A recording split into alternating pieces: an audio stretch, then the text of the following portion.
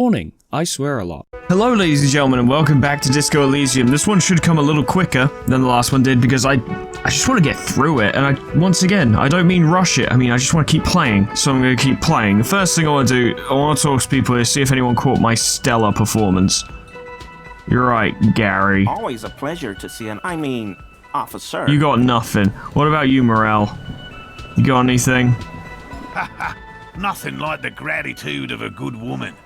Now then, what can I do for you? He gives you a gruff pat on the shoulder. He tries to play it cool, remain professorial, but inside, this man is itching for some news on those traps. Oh, I should probably tell him. I checked all the traps. Good.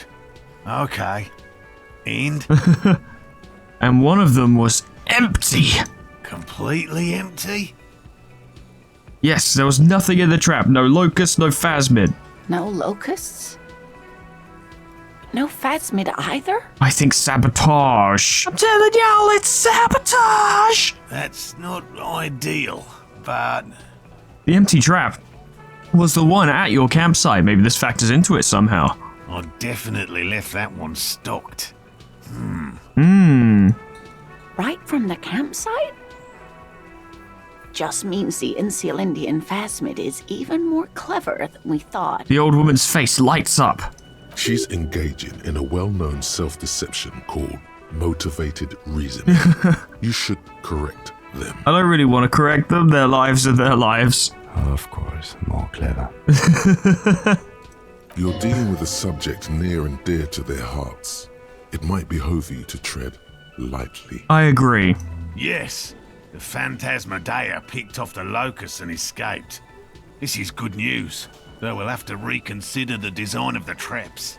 Make them more secure. Yes, indeed, definitely. Another trip to the reeds. I bet it was his. I bet he emptied it before they left. Yes, that's exactly what it is. What a deft hunter this phasmid. Truly, it's beyond the scope of human understanding. Of course. Be sarcastic. Unless you have an alternative hypothesis you'd like to venture. Mine stands, okay? He misinterprets your words. Actually, no. Excuse me for getting emotional. This is a big deal for us. You've helped us twice now, and brought some great news too. My gratitude, and the gratitude of the Société Cryptozoologique de Ravachol, is yours. Thank you. Does that come with financial compensation? Heartfelt gratitude. But does it feel like closure? What really happened? What actually occurred? Some kind of foul play might be afoot. Theft? It was Gary, obviously. Thank you, it's an honor. We should probably return to our main investigation here. This has been refreshing, but... He says this with a straight face. Helping cryptozoologists isn't really a priority for our organization, is it? The lieutenant looks out the window, impatiently. An alternative theory about the missing locusts, so I do believe we should at least attempt it. It's very high chance. Consider the way the empty trap was disturbed, as though shaken. Most likely the hands of a young person. Hands small enough to fit inside the trap, too. Ah. You should ask the red-headed boy, Kuno. Yeah, I think a little hooligan called Kuno may have stolen the locusts. A little hooligan? But what would a child want with bags? I don't know, he probably eats them or something. Oh, my dear Morel. You've been an old man for too long. Kids love to torment insects almost as much as they love to torment old folk. It's true, I'll talk to the little gremlin. Give him the old 2-1-do-1. Give him a once-in-a-lifetime Q&A with Dex and Sinister, if you know what I mean. Delinquents. My favorite. It doesn't sound like it's really his favorite. Oh, you've been such a dear to us. Please, let us know whatever you turn up. I have a feeling we're getting so close. So close. Well, I see you've got all the help you need. I'll see you tonight at my place. Let's play suzerainty, but no more field trips for me. Huh. After this is your last chance to talk to Gary. I dare say. Really, Gary? We're getting somewhere here. I'd love to play suzerainty, but... But the bug! Lena, I'm sorry, but you're not getting anywhere. It was some kids. I know the little mutants around here. Leave anything out in the open and they'll steal it, even if it's bugs. He looks at his tea. Morel, it's been fun, really. But I need a bath, and I have deliveries to handle. When this tea is done, I gotta run. Damn, and he's throwing out rhymes. No need to apologise, Geary. You'd be more than helpful. We'll have to take a rain check on that game of Sue's rain tea today, though. We're gonna follow this through. Yes, but I must ask, did you know Gary was hiding the armor? Hell no. I had no idea. And I'm still cross with him, to be honest. It's not like him. He's got his quirks, but dishonesty, disloyalty are not one of them. Well, evidently they are. I don't know what got into him, officer. Thank you for letting him off easy. He won't forget it. We'll make sure he won't. Damn right. But we need to talk to him because I suspect ever so slightly that he may have been involved with the disappearance of the locusts because he's a slimy little shit. Always a pleasure to see, officers. I've got nothing left to say to him. I think that's the game just being like, you should really check him for the armor, you know, before he goes. Now's your last chance. I imagine that's what it is. Alright, well, let's go talk to Kuno. At the very least.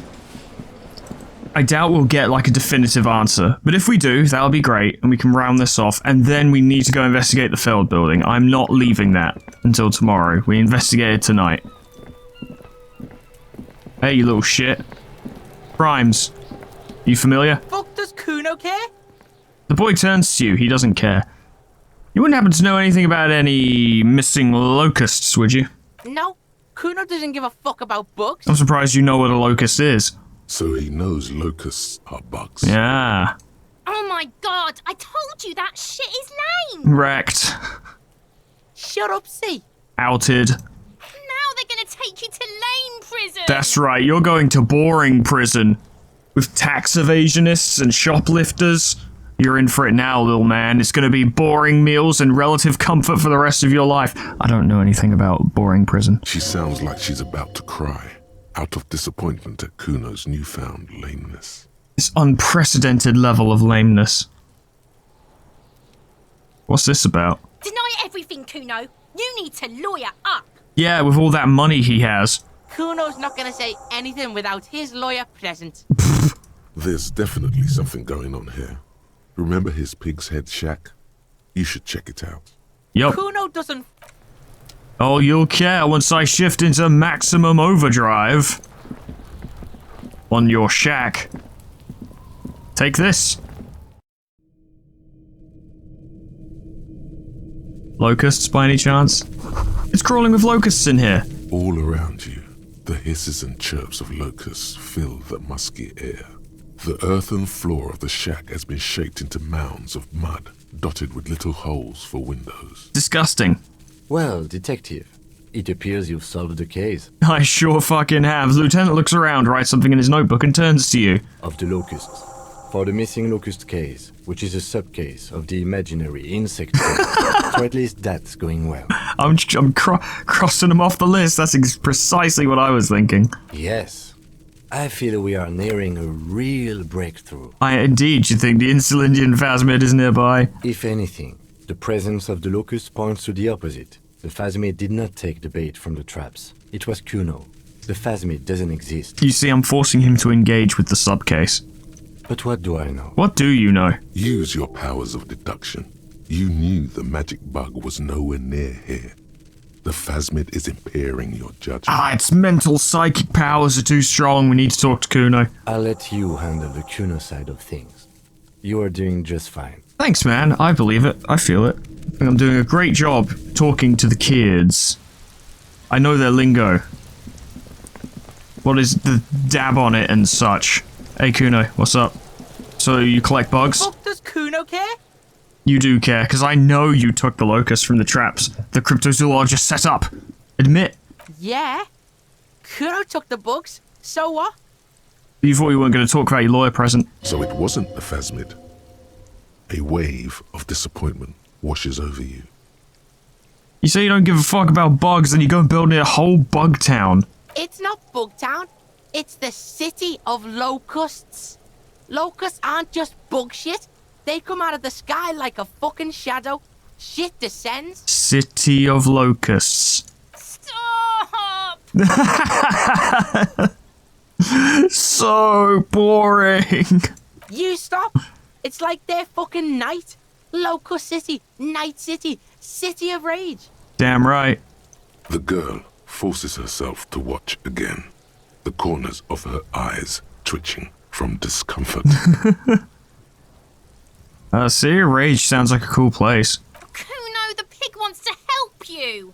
Oh, that's how lame it is. Please just don't say you're... I didn't say I was gonna help. An artist. Maybe I am an artist. You hear that, everyone? I'm a fucking artist now. Congratulations. Did he just say I? Kuno usually calls Kuno Kuno. You said I. Kuno made Kuno. Kuno says whatever the fuck he wants. There are no rules here, pig. Fair, he steps closer. I fucking say I when I wanna, and Kuno when I wanna. Kuno's free. Kuno's free to fucking die, bitch. Okay, sure, yeah, nah, cool. This is what he sometimes does when things get tense. I see. I mean, he's not gonna fucking like what I have to say either way. Art is cool. Oh my god, Kuno! He's gonna make you totally lame in, like, 3 seconds. Don't let him, Kuno. God, that'd be a new record if I managed that. Yo, fuck you, see? Kuno can be what Kuno wants to be. Kuno's his own man. Kuno's free. He tears at the buttons of his shirt trying to rip them open. They don't give way. Kuno made himself into Kuno. Kuno can make himself into anything. Kuno can make himself into a pig if he wants. Kuno can make himself into a... Kuno doesn't give a shit. Don't make yourself into a pig, Kuno. You'll have to take me away. A leaden silence fills the yard. In it, you hear snow melting, dripping from the eaves. Someone closing a window. Uh-huh. So that's what this is about. Ooh, this is an interesting choice. Ooh, because 2 seems like the way to go, right? To be like, look, I said I wouldn't. I said I wouldn't. But then Kuno will be like, you shouldn't have told her, we talked about it. I honestly feel like the answer is to say nothing. It's like, hey, this ain't fuck all to do with me, Kuno's handling it. I feel, honestly, I bet it's a bad idea, but I feel like say nothing is the way to go. Without a word, she disappears entirely behind the fence. For once, the boy is lost for words. He turns completely red now, with splotches of white beginning to appear across his face. I mean, look, it's got nothing to do with me now. This is your business. Use this momentary confusion to take control of the situation. I'm always hesitant to listen to authority. You got him. Now convince him to leave the cryptozoologist's traps alone. I mean, I'm more curious about this shit. What does the City of Locusts mean? It don't mean anything. It's shit. Kuno just likes to focus. Kuno likes to concentrate on shit. Build shit when he's zipping hard. Fuck. He turns his burning face up to the falling rain. Pig, you really shouldn't have fucked with Kuno City. Now it's all fucking lame. See, he doesn't even want it anymore, so I'll just ask him to stop. I don't give a shit. I don't need the locusts anyway. Shit is all lame now. C was right. Damn. The girl's face appears again, above the fence, just long enough to make eye contact with Kuno. So what's going to happen to the locusts? Kuno's gonna let the fucking locusts die. Oh, alright, I better go then. The fuck are they trying to catch anyway? With the traps? The Insulindian phasmid. Huh. He mutters to himself. That's not the response I was expecting. He recognizes the name. But you know what it is? Bitches think Kuno doesn't know shit. The fuck out of here. Kuno's tired of this shit. Okay. There's silence between the two children. They're not saying anything to each other, nor looking in each other's direction.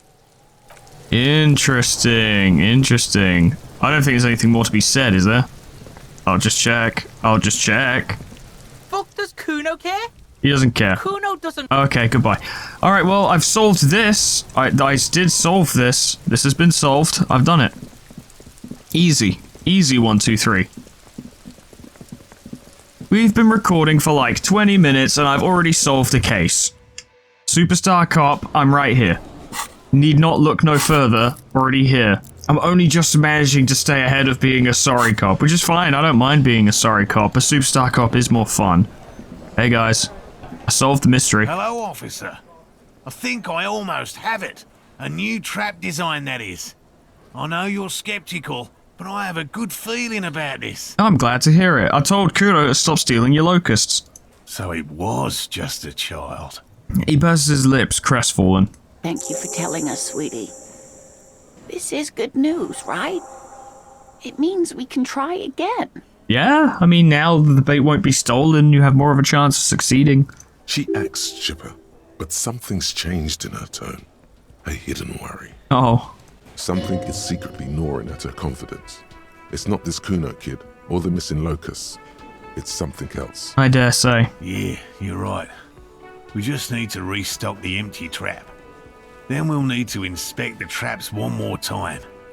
And then maybe we can. Yeah.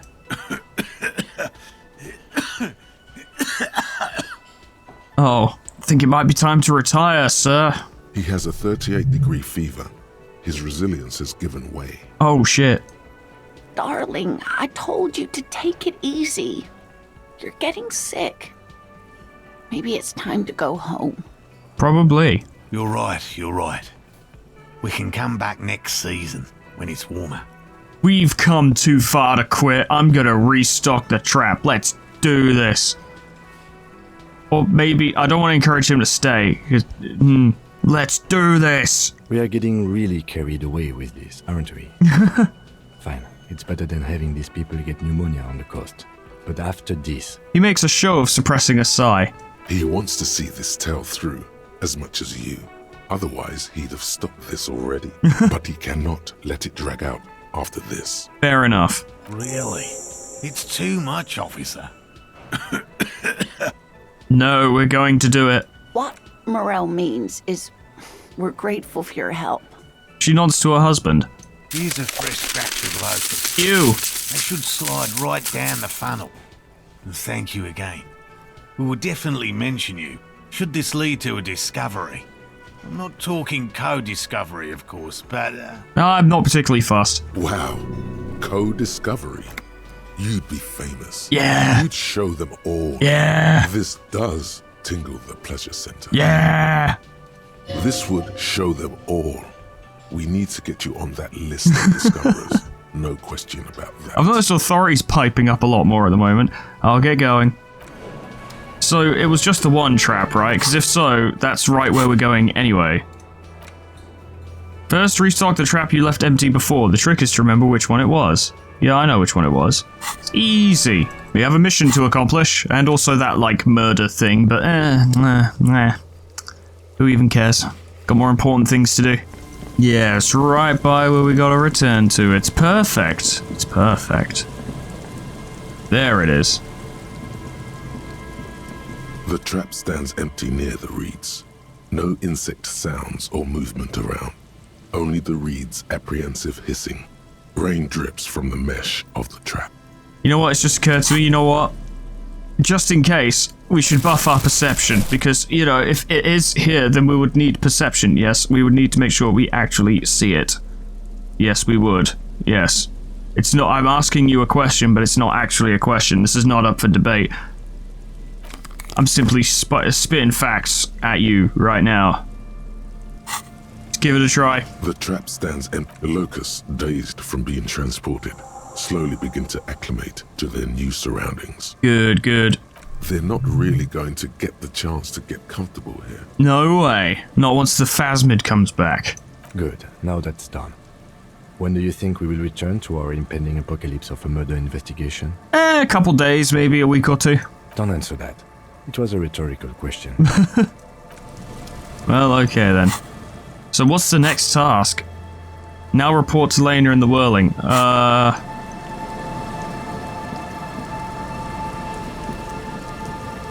That's all I had to do? Was it truly that easy?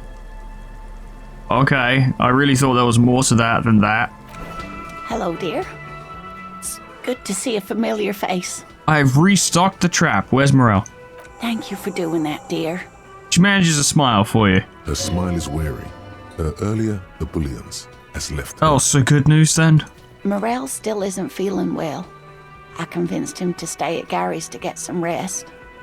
I'm afraid the cold has really gotten to him. It's probably for the best. It's very cold out there. I'm sorry, dear. You've had to drudge through them so many times. Such is field work. A young person's game, as they say. And my character is like 50. Her voice is shaky. What is going on here? Oh god, I'm gonna have to be the one who checks the traps, aren't I? So who's gonna check the traps? Morel will eventually, or we'll talk Gary into going back out, perhaps. Okay. The lieutenant stares at his shoe, caked in mud. He doesn't say anything. Oh, Kim, you know what I'm gonna say, right? Once more into the breach then. Take it on with undue optimism. That really is too much, sweetie. Thank you for your dedication, but I can see you're coming down with a cough yourself. No, I am super healthy. That's probably just my 40 years of smoking. Very strange. Why is she not letting you do this? It's like she's given up. What's wrong, Lena? You seem different. Different? How? Half moons of her glasses reflect you as she looks up at you. You've given up on the phasmid. I'm in doubt, sweetie. That's all. Everyone is now and then. You're in doubt? About what? It's a strange feeling. I haven't really told this to anyone, but you are a police officer. I am a police officer. Sometimes I have to remind myself. And when a police officer asks, you must answer. I mean, I don't really exhibit that kind of authority, but sure. Do you ever wonder if some lovely story from your childhood is just that? A story? Or a dream? I mean, it's possible. Seeing the Insulindian phasmid was just a story I used to tell people. I didn't really think about whether it was real or not. But Morel told me you'd seen it. You also told me. Morel's so proud of it. He always tells everyone. A terrible sting in the heart. Regret. I should arrest you for lying. Well, you seemed to really believe it happened. Doesn't that count for something? No, sweetie. There's more to it than that. Morel was so eager to believe my story was evidence of the phasmid's existence. Uh-huh. That I'm some queen of the cryptozoologists. That. And for years, his belief made me believe too. Right. That I am a queen, an extraordinary witness to grace. Uh-huh. But now, we're both getting old, and he's still working himself sick out in those reeds looking for it. But what if I was just wrong? I think I was. She shakes her head, still unable to meet your eyes. The lieutenant opens his notebook, but doesn't write anything. He's hiding. These things are tough on him. Matters of love, not violence or deceit. First, tell her that her marriage hasn't been a lie. I feel like I'd like 83 is a high chance, but it's still, there's a 17% chance of failure there. But Oh it no. hasn't it? A seed can only bear what's inside. The seed of love is black and oily. God, I hope I don't say anything. It has a taste you're quite familiar with. Oh no. Well, lying has gotten you this far. Why stop now? You might be right, Detective. Oh. I was a paraplegic before we met. He didn't know before I came in on our first date. If I weren't the queen of the cryptozoologists, if I didn't tell him that story. No. She has to swallow to relax her throat. It's keeping her from talking. He'd still be into you. That's not how these things work. Maybe. But then why do I not dare tell him? I've wasted enough of your time with this drama. I really must stop talking about it lest I start crying and waste more of your time. But I'm committed. What you have to know is the Insulindian phasmid probably does not exist. let us fools chase our ghosts. There are a million better things to do with your life. No way, I still believe it. A true believer. Sometimes I still see it too. The real memory of it, how it was there. Not the memory of the memory, but it's so hard to tell the two apart. Either way, I should go. Poor Morel is running a fever, and I need to get him home to Jamrock before we overstay our welcome with Gary. You do that, and I'll check the traps one more time. Really? Yes, Kim. Oh, sweetie. Please don't get stuck on a dream.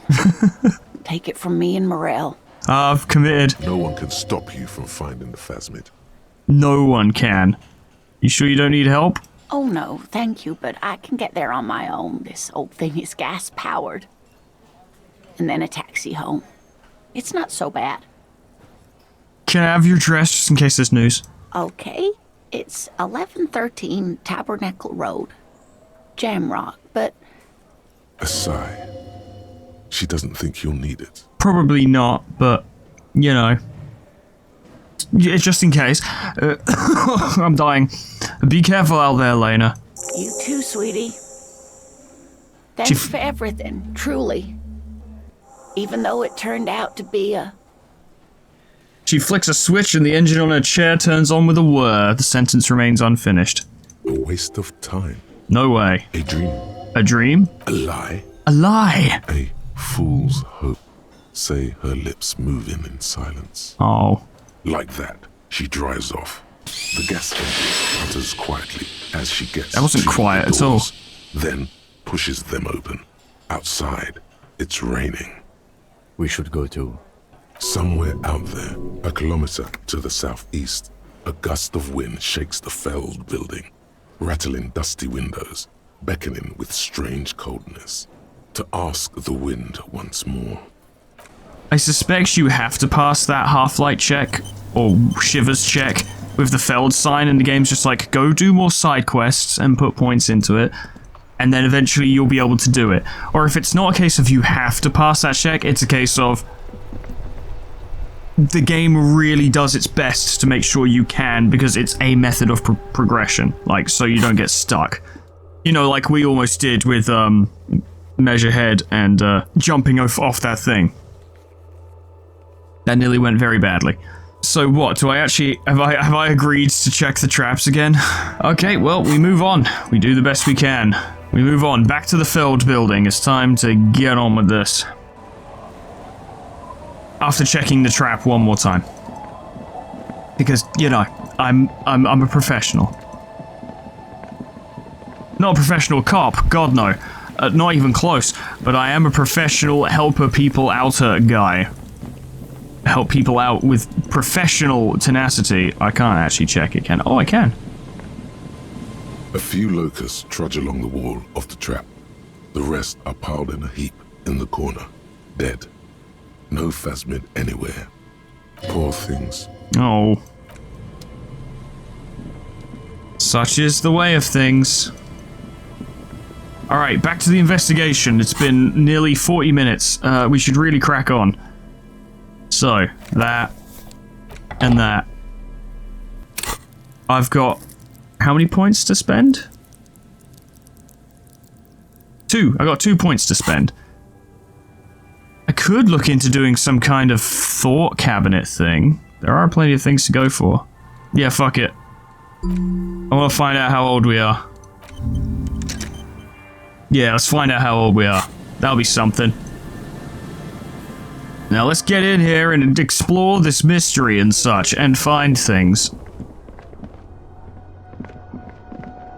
That's the door that leads upstairs.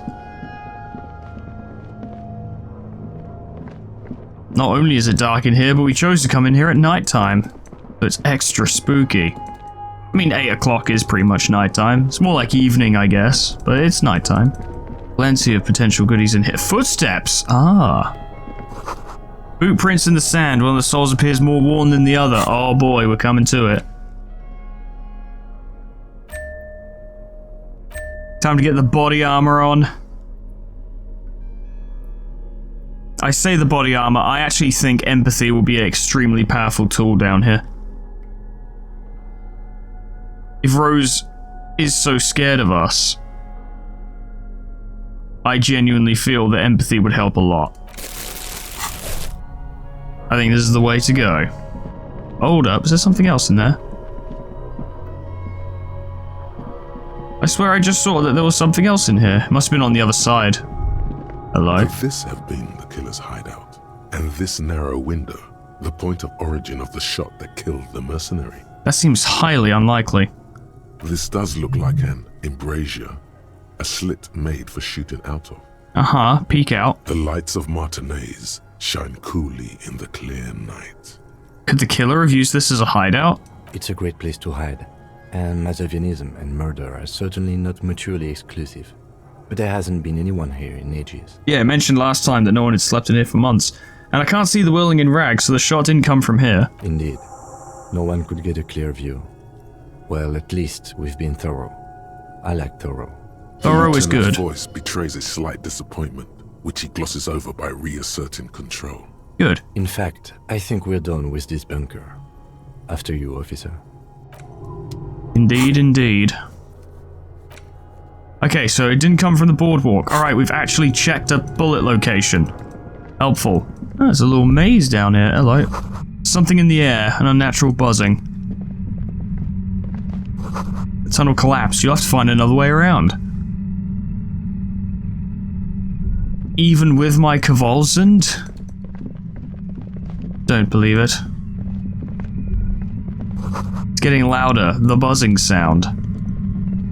Spooky. There it is again, like a swarm of hornets buzzing under your scalp. A strange tingling you can almost smell. Ah, Lieutenant, do you feel something? No. What do you mean? Pain, like a strange tingling? I don't feel it, but we should still be careful. There were footprints back there, and I'm pretty sure they were fresh. I saw them too, footprints with the right sole worn smooth. Looks like our suspect. If she's in here, we need to plan our next step carefully. What do you mean? Once we detain a credible suspect, who knows what the Union and the Wild Pines will do? We'll set in motion events we have no control over. I see. Keep calm. Go over the whole situation in detail. How bad do you think things could get? Well, we are not responsible for what we can't predict, are we? I don't think the entire city will be razed to the ground. That's not reassuring. If you can't predict it, there's nothing you could have done. Fair enough. What do you think is waiting for us there? I think I see a cavern. Maybe more cellars? I think we've been careful enough. We still have the element of surprise. We'll see how long that lasts. I wouldn't be so sure. You haven't exactly been sneaking. Yeah. Or maybe not. Either way, once we go deeper, there will be no turning back. Huh. Wonderful.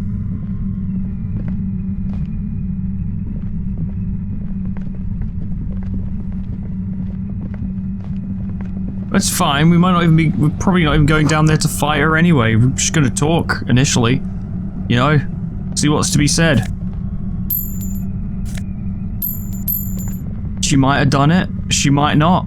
Who knows? I don't knows. There's a camera. Suddenly, Oh. your entire body is paralyzed. Aggressive white noise fills your skull. A strange pain, like you've never felt before. Through the static, you hear a woman's voice. Oh, that's no good. Oh, so she actually may have been making a pale emitter or something. It's like 1,000 radio stations are being blasted into your head all at once. But her words are the only ones you can make out. Like, this is all well and good, but I feel like a gun would have probably been more effective. I know you're feeling pretty uncomfortable right now. Don't move too much or fight it. That'll just make it worse. Yeah, well, I brought healing items, says the shadowy figure by the machine. Can't say it's a pleasure, officer. I was really hoping not to make your acquaintance. But here we are. Here we are. As she says the word officer, you feel a spike in the agony.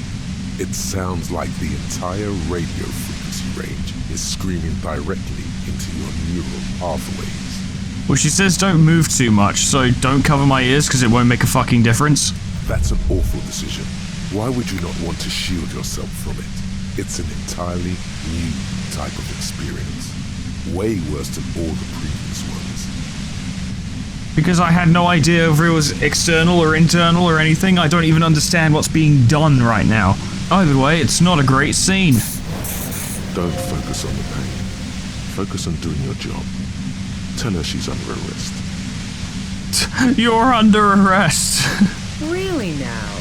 Check this out. Oh no, she turns the dial in her hand. You're overwhelmed with a new surge of violent static. It feels like a blood vessel exploded in your brain. Ouch. Are you gonna kill me too? No, I'm not going to fucking kill you. If that had been my plan, you'd be dead already. All things considered, I'm being pretty reasonable here. We just walked in here. I didn't even do nothing. I'm using a pale latitude compressor. You and your partner have been caught in its field. Okay, could you stop? The explosion of static you're hearing. It's the ULAN frequency. Oh, that's great. That makes me feel a lot better. Blasted from that pale emitter that Angus mentioned. I saw your equations. It's the ULAN frequency. Saw my equations? You've been sniffing through my lorry, right? I expected as much. I am a bit surprised you knew what you were looking at. I'm a smart cookie.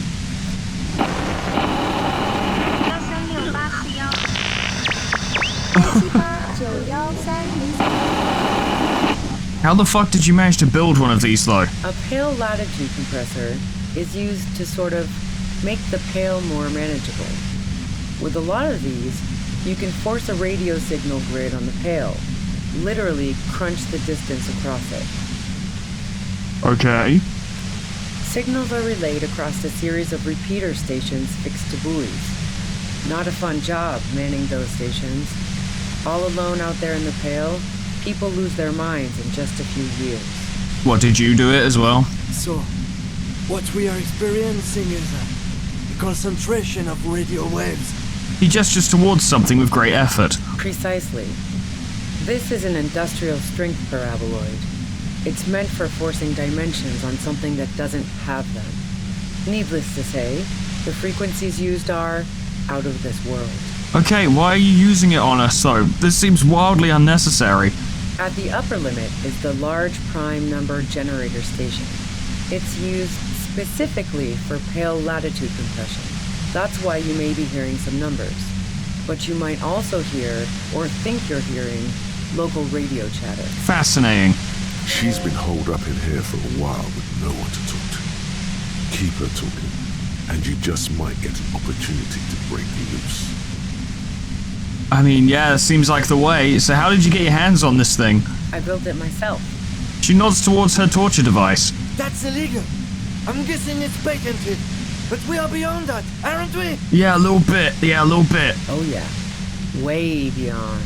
She studies her death ray and the law officials trapped in it. Yeah, we're having a bit of an issue. Am I gonna be like this forever? No. Once I shut down the compressor, the pain will end. It may take a few minutes for you to steady yourself, though. It's a bit like waking out of a very confusing dream. For all I know, it could be.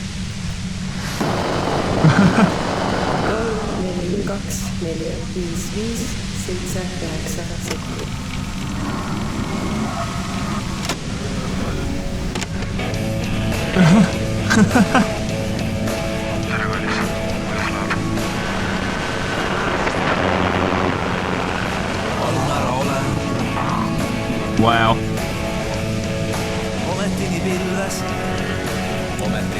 You gotta give the game credit. I don't know what I was expecting when I came down here, but this was not it. So have you experienced this yourself? Yeah, I stuck my head in there before using it on you. It seemed like the ethical thing to do. Can't say that I enjoyed it. The field was weaker, but I can imagine what you're going through. Oh yes, very ethical. So this is all great, but can we talk about the guy who was killed? Yeah, let's not talk about that shit. You were hunting me and fell into my trap instead. That's all there is to say about it. I mean, if you were innocent, you'd just be like, yeah, I didn't do it, and that'd be the end of it. So clearly you did. So she thinks of you as hunters, not the cops, and of herself merely as prey. Helpful. So could you just, like, turn it down so I can talk and ask things? If you've got something really important to say, you can do it through the white noise. Fantastic. 3, 6, 1, 8, 9, 2, 8. You're looking for a deal with my mattress. Turn this. Lieutenant clutches his head, grimacing. God damn it.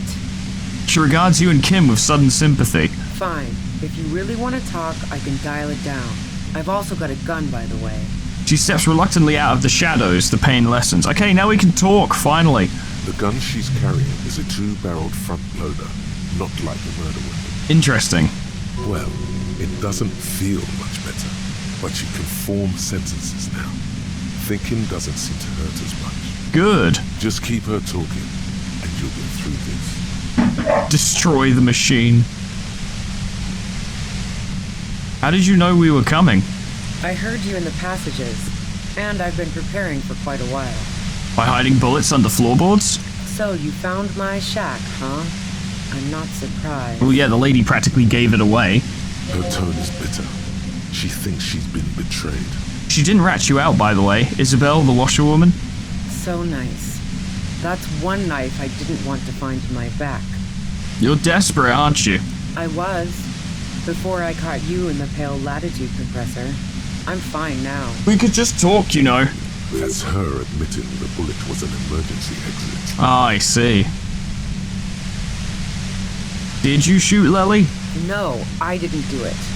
I only helped stage the lynching, though I doubt that makes much of a difference to you. No, that's very important information, actually. Who ratted me out, by the way? Was it Titus? No, he wouldn't have broken first.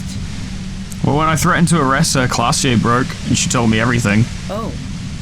Well, I guess I always knew she was a survivor above all else. I mean, it's what happened.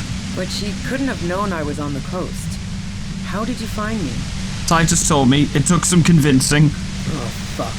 Took some convincing my ass. Those guys liked me, I know it. But this is what happens to people whom people like.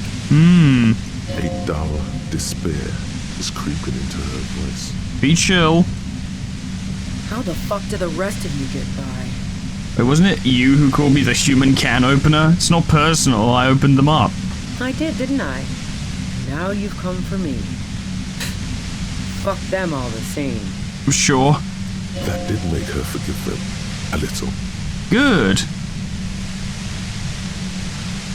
Honestly, I don't know how I do it. I just kind of stumbled in here. Can you please explain this shit to me? What shit? I told you I didn't do it. Sounds pretty simple to me. Okay, well, more information then, please. A strong moral compass. She still wants the opportunity to make a case for herself. Would you say that Lely was a likable person? I didn't like him. Hardened mercenaries aren't particularly likable types. There's nothing more personal that you had against him? Perhaps his way with women? You think I was envious of his conquests? Look, pussy's not a problem for me. And definitely not a reason to off someone. Fair enough. See her confident gaze, her toned arms. Yeah, she wouldn't have had much trouble in the intimacy department. Good for her. So you don't feel sympathy for mercs? It's hard work. Plenty of broken people who don't come with that kind of body count. Besides, they're paid well for what they do. That's fair. Do you feel protective of the Union? Yeah, sure. And I didn't like Wild Pines sending in those foreign hirelings. Me and a fuck ton of other people around here. Makes sense. I hate to be the bearer of bad tidings, but I don't think she's perjuring herself. I see. She didn't hate him, okay? Fine, I have other questions. I'm listening. Do you have an alibi for when Lily was shot? Man, I was with the boys the whole night. I hope they at least bothered to impress that upon me. I think it was 10 minutes. They couldn't account for. You mean the length of a toilet break? That wouldn't even have been enough time. Our investigation has shown that 15 minutes was just enough time to commit the murder. Wow. Now I'm curious. Please, explain. Play pinball much? No. Not since I was 14 and hanging out in the only diner in Dardenne. Haven't been into low-risk, no-reward games since moving to the city. Why? There's some mysterious pinballs and some pretty mysterious rooms in the whirling. Yeah, and probably some ghosts from the time of the suzerain. I'm not really interested in supernatural mysteries. What about elevators? Do you like elevators? The fuck do elevators have to do with anything? Do you or don't you? Not particularly. Not even quaint old rickety ones? I'm not really into old shit for old shit's sake. We're having a really strange conversation. God damn it! Lieutenant's not enjoying it. Look, there's a secret way from the ground floor of the whirling to the roof, okay? Don't know it, but also... She frowns, studying your face. Evaluating your competence as a police officer. I see. The shot couldn't have come from the roof, or we would have all heard it downstairs. She has a point there. No one mentioned. The pain stops him from finishing the sentence. That didn't go super well. You've got to lay something better on her. I mean, you're saying that, but I already don't think she did it. You have a gun. And? Do you collect guns? Maybe old rifles? No, they're not practical. Break too often.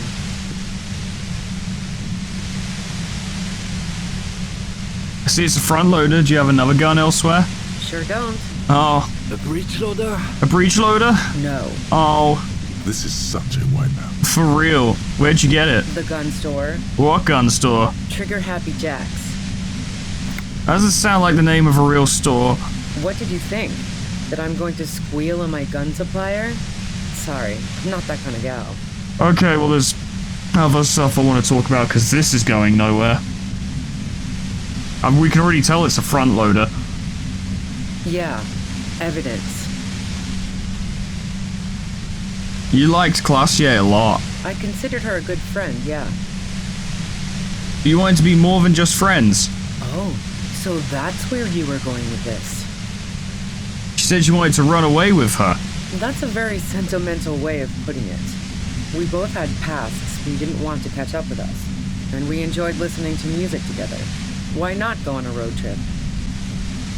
Yeah, but it was a bit more than that, wasn't it? The lieutenant watches her expectantly, occasionally shaking from the pain.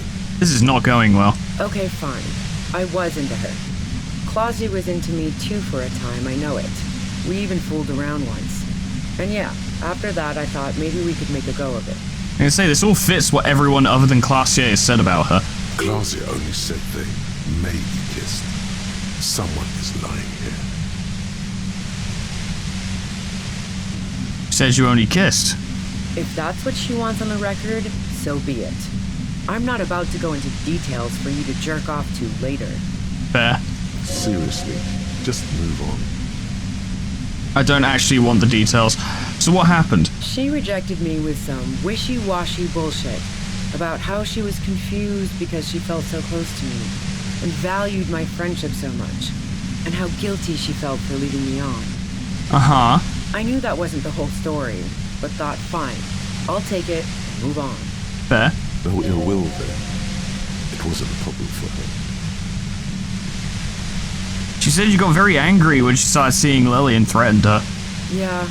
One time when we'd both been drinking, I said some heated things about how dangerous her patterns with men were. I mean, you're not wrong. I was a little worried she'd blow it out of proportion in her head. All the drugs she was doing can make you feel like you're living in a DeLorean tragedy. And despite everything, you helped her by staging the lynching? Yeah, the girl seemed terrified. The merc was beyond caring what happened to his mortal coil. It was a no-brainer. I say, there's no point asking about the peeping, because we've established that she didn't even know about the fucking back room.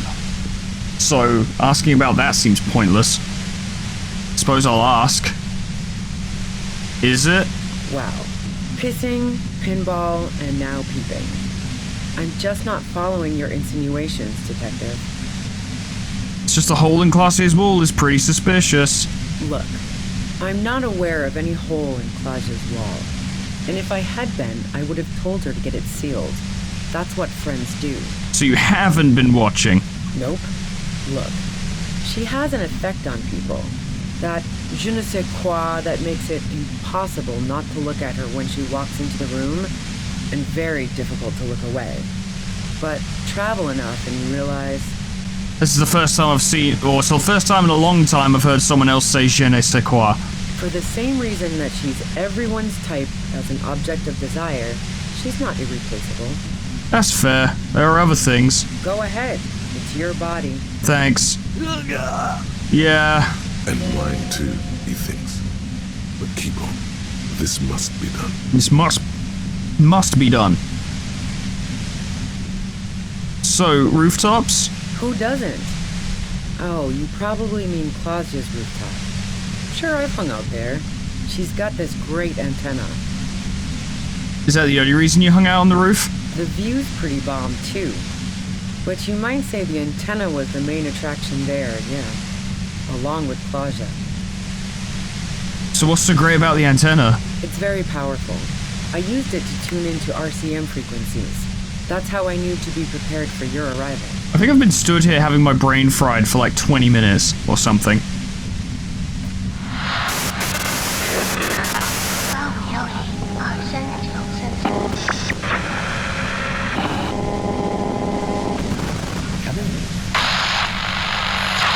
So you're sure you didn't shoot the merc from the roof? Yes, I'm sure. And anyway, as I said before, the shot had to have come from afar. Yeah, really should have. Did you leave any flowers for her on the roof? No. Gifts of flowers and candy aren't really my style. Well, they weren't just flowers, they were symbols of revolution. So now I'm leaving revolutionary symbols around? Come on. The glacier was mourning. I never did understand why, when someone dies, a hothouse's worth of flowers has to die too. That's fair. Okay, so you didn't leave Maybelle's? No, I did not. Okay, cool. You are running drugs for the Union. I've been through the lorry. So, Heart of Gold Tommy fucked me over too. Never trust a musician. Aw. That really comes as a blow to her. Aw. Maybe twist the knife, just in case. Make her more desperate. Yeah, I made him talk. Fuck it. I need to get something on her, goddamn. Yeah, that figures. What now? You're going to arrest me for drug trafficking? Well, you're a criminal. I can't trust anything you say. That's your prerogative. You had a financial incentive to kill the merc. Man, it's to get away from all that murderous shit that I left Jamrock, my previous employer, for the Union. Oh. The lieutenant is unable to articulate his question. She deliberately avoided naming the mob she worked for. You might be able to find this out later. If I survive. I got lucky being a dispatcher. Never had to do any of the really dirty work myself. This gun has only been used for self-defense against serious scum. She turns the knob down just a millimeter. But you're threatening us with it. Based on what I've heard about you, you are serious scum. She responds, holding your gaze. Am I serious, scum?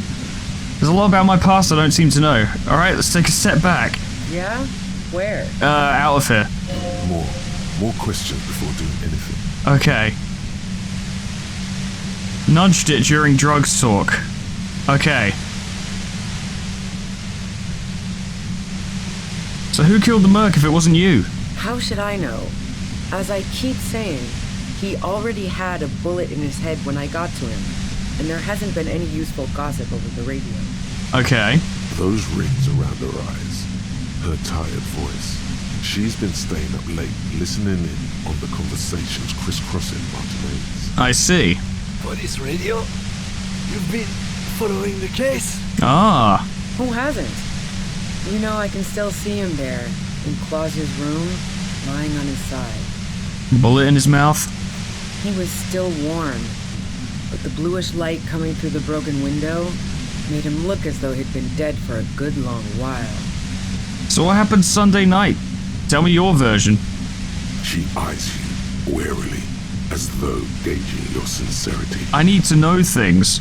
It's okay. We just want to... He struggles to finish the sentence. All right, don't kill yourself over it.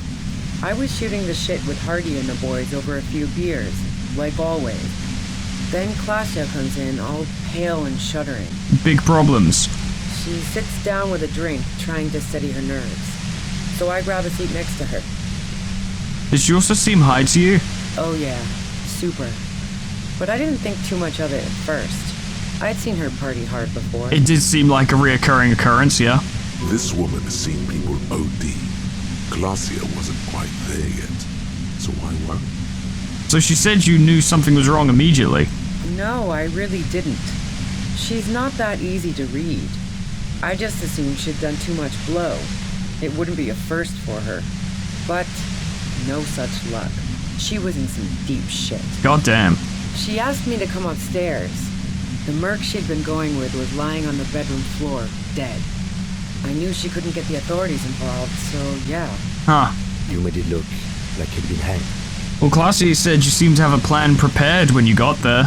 What? No. Faking a lynching was her idea. Of course it was. Her idea. Yeah, in cold blood.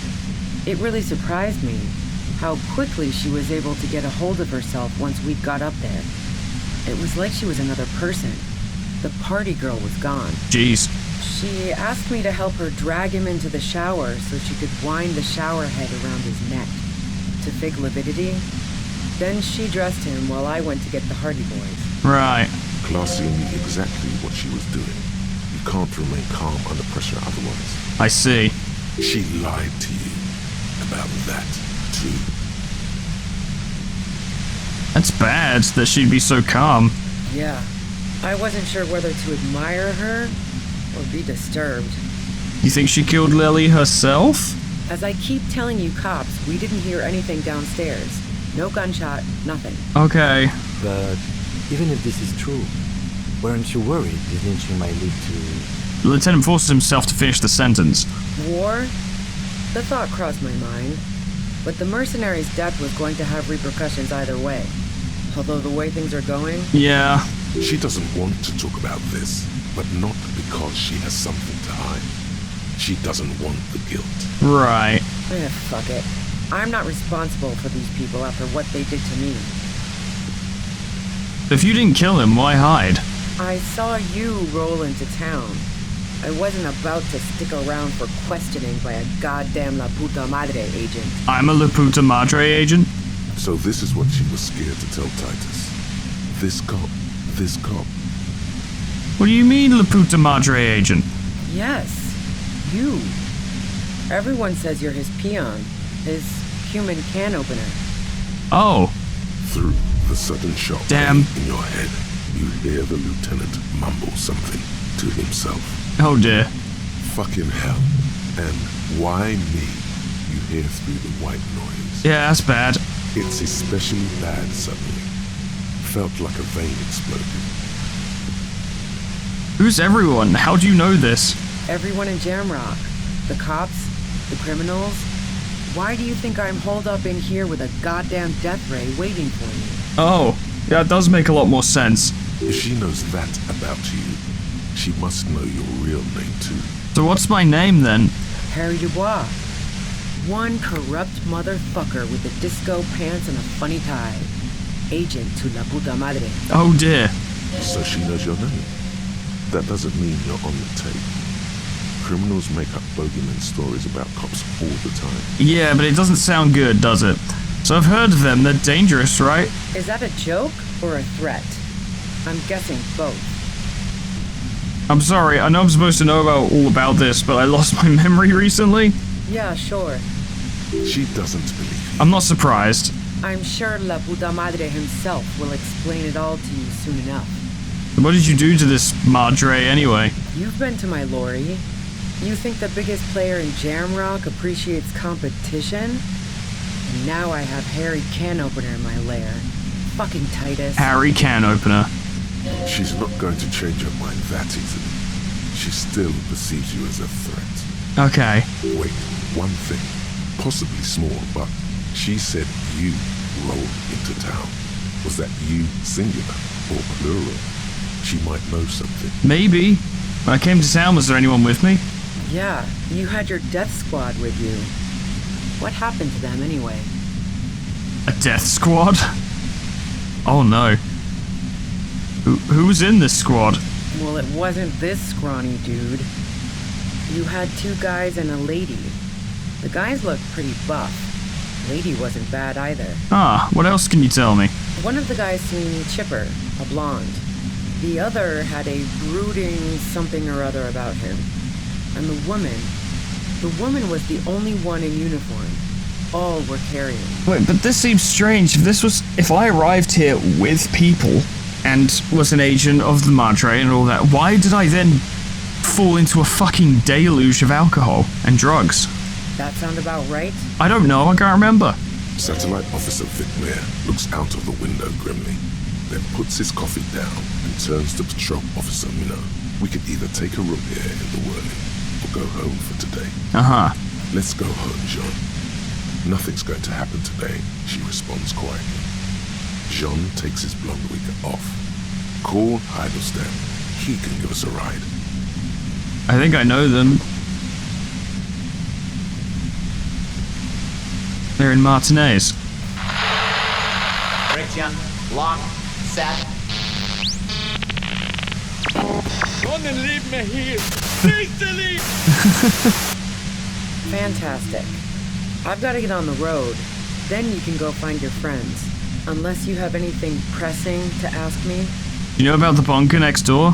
What bunker? That communist hideout back there? Don't know anything about it. No one's been around since I set up camp. But I'm sure I'm not the first vagabond to... A voice trails off into white noise in your head. It feels like an aneurysm approaching. Ow.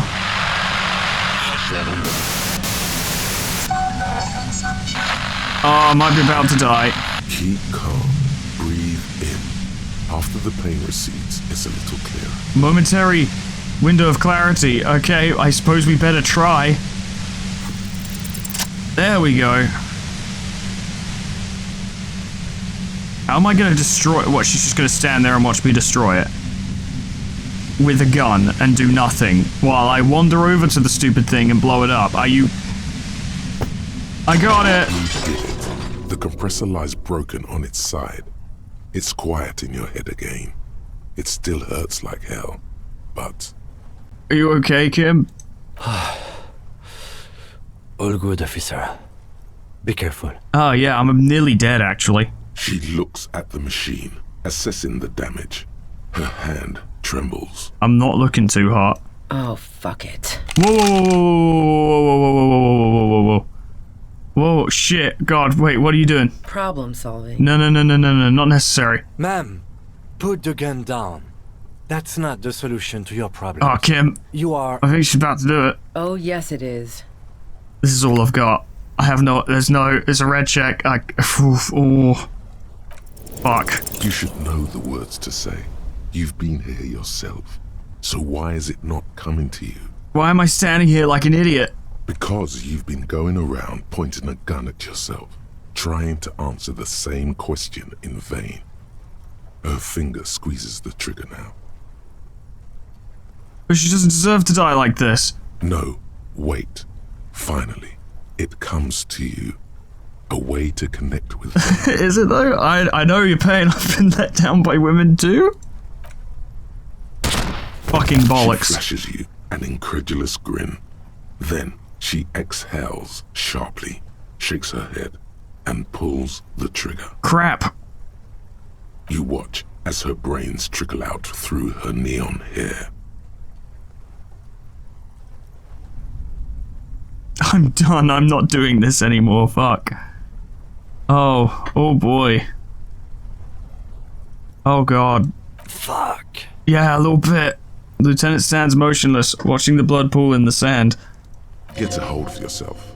He needs your support now, too. Okay. Okay.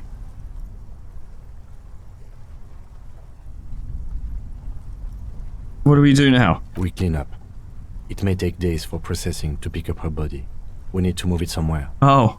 That tent there. The tent? Telling her that Tommy betrayed her was not a good shout, I guess. Whoops. Fuck. Okay, really, Hey, a gun. A Noctway A80 pepperbox pistol. Equip this when times are most dire. Now I have a gun. Okay, I don't really need it. This double-barrel pistol is a compact, no-nonsense design, more durable than precise. The walnut-paneled grip is scratched up, bearing the sheen of long wear in the hands of its previous owner. I just haven't come across a single situation yet where I thought, man, if only I had a gun. Like, maybe as a joke, but as an actual serious attempt to resolve a situation, I have not found a single situation where I was like, man, I need a gun. Now that I've got a gun, I'm like, I don't even fucking need it, really. I can't talk them down, what's the point? Dark water trails into the distance, there is no way out.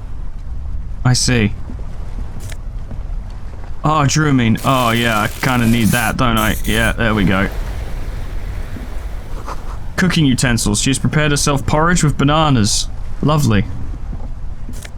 And a lot of money. I don't think there's anything else going on. Nah, we just hide her in the tent then, I guess. The plain red tent stands by dispassionately. Yeah. It was pitched by practiced hands. She was used to camping out. I'm sure. Look inside. You see a rolled up sleeping bag and personal belongings. Goddamn. We should put her in the sleeping bag, so the rats don't get to her. Alright, let's do it. The lieutenant nods.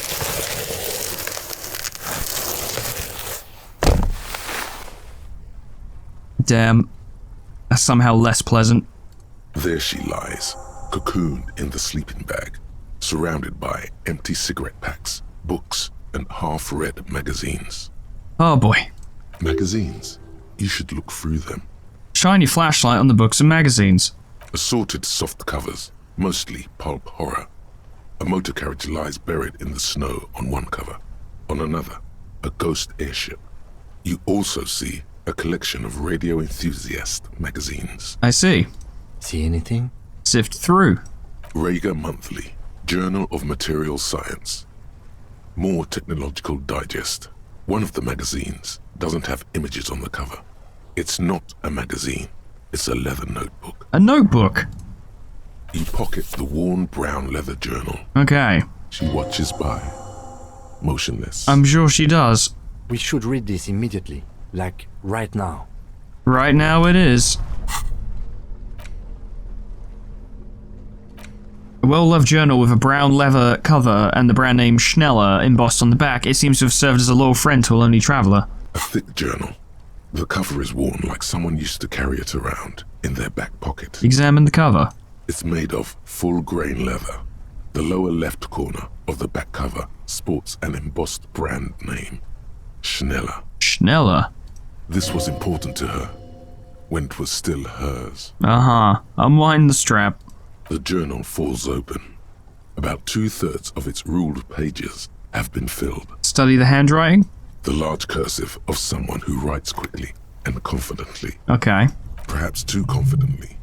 Many phrases and even paragraphs have been crossed out, with tiny corrections scrawled above and in the margins. Flip through the pages. It's a mix of logistical notes, diagrams, and personal reflections, all dated. We could learn a lot from this. We could. What kind of logistics? Hard to tell exactly. It's mostly noted down in code. Looks like contact information, quantities, directions. Okay. There could be useful information about local operations in those notes. We have a junior sergeant at my station who's good with codes. I can give this to her after we finish this. Good shout. Professionalism is his coping mechanism. Oh, I'm sure. So what are the diagrams of? Esoteric radio technology. The most recent ones probably pertain to the latitude compressor, sketches, calculations of distance and density. You make out a familiar spiral shape. Anything personal? Short, wry observations of people and places. Probably a way to pass the time on the road. Also, what appears to be attempts to sort through some difficult decisions. There are a few passages with many questions in them. Staff issues. Always tough on the leadership. You smell traces of betrayal. Oh, I'm sure. So how far back do the entries go? The first entry is from August 2nd of last year. It reads simply, I know my position is precarious. All I can do is make myself as useful as I can while looking for a way out. Remember, No one is indispensable. No one is indispensable. So what did she write the day Lely died? Nothing on March 4th. March 5th, though, well, that's bound to come back and bite me in the ass. I'm bad at this. Loyal to a fault. But that's another matter entirely. I see. You have no idea what she means. These are personal notes. Don't expect to understand all of it. Makes sense. Anything about La Puta Madre? That name isn't mentioned as far as you can tell. No mention of La Puta Madre. What about this M? Could this be La Puta Madre? Here, March 9th and March 15th. Read the entry from March 9th first. That's my birthday. I'm sure this will be wholesome. Great. M's peon is coming to town, no doubt to investigate the lynching.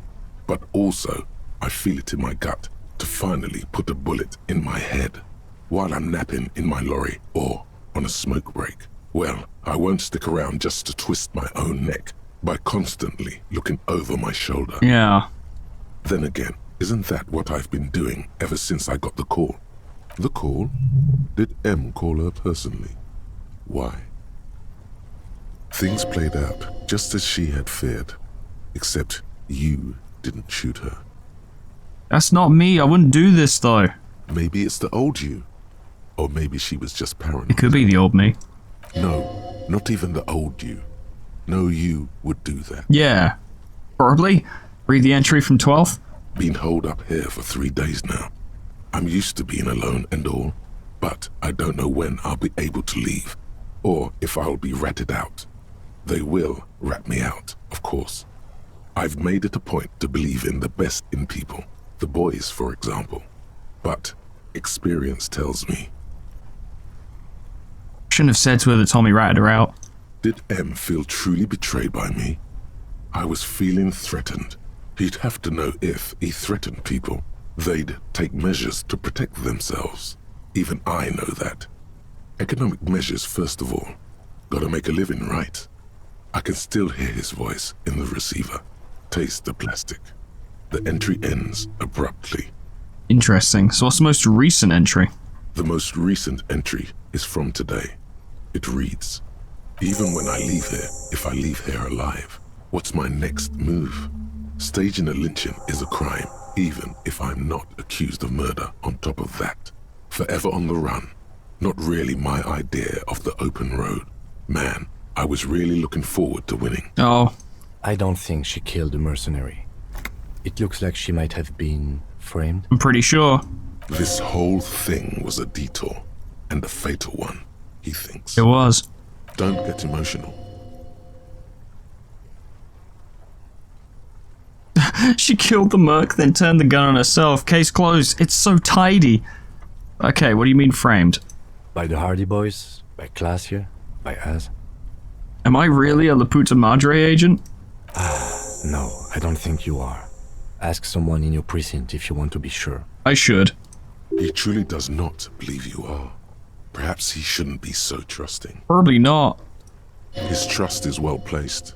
You aren't. You can feel it. Whoever I am now, I'm not an agent anymore. Who do you think killed the merc? Classier was the one who pointed the finger at Ruby. Perhaps she was trying to steer us away from herself, or... Stops to think. But no one heard the shot. Maybe she had an accomplice. Either way, we need to keep an eye on her. I really should have arrested her, shouldn't I? One thing is for certain. We have business back in the whirling and rags. Questions to ask. We should get to it. Yeah, I really should go back there immediately, shouldn't I? That really should be the first thing I do. I could just walk around carrying a piece. I don't need to do that. Okay, well, let's head back. This was a fucking disaster, goddamn. The, if you can even call it that, interrogation went badly. The resolution of the interrogation went terribly.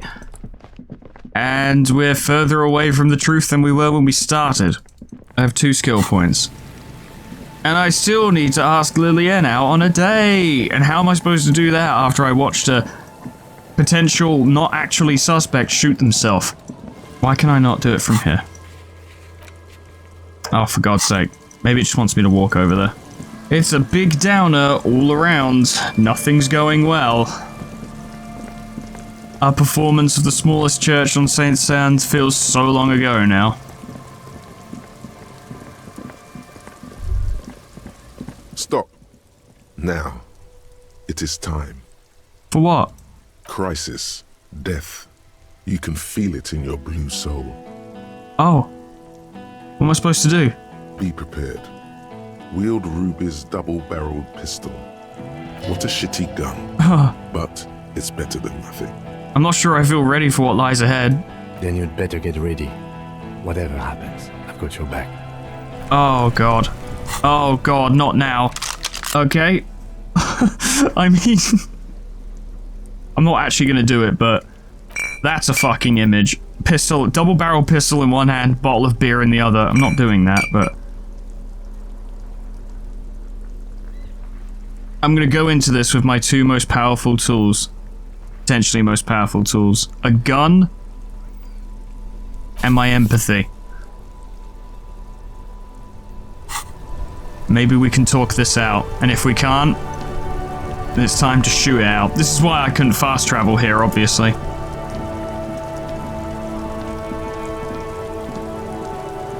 Hold up. This might be necessary.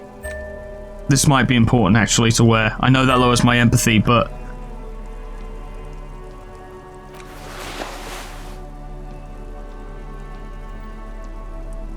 I'm still suffering lower physical instrument as well. I'm gonna put a point into hand-eye coordination. Seems appropriate. Okay, alright. Oh boy. Okay, alright. Hey, Titus. The Coppernado is back. What do you want? Hey, man. How's it going? You doing alright? Is everything good?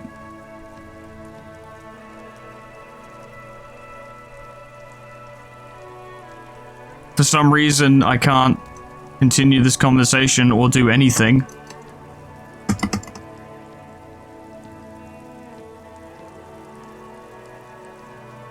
I actually can't do anything. I can't even pause or check anything.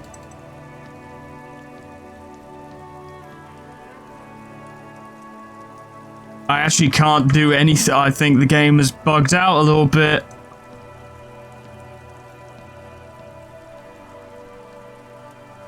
Okay, well, I guess I have to reload then. I hope this doesn't take me too far back. I really hope that doesn't take us before the conversation with Rose. Oh, don't even. Oh. Oh. You did... No. Oh, God. Oh, God. Oh, God. Oh, God. This is literally just after I finished the trap. Oh, God.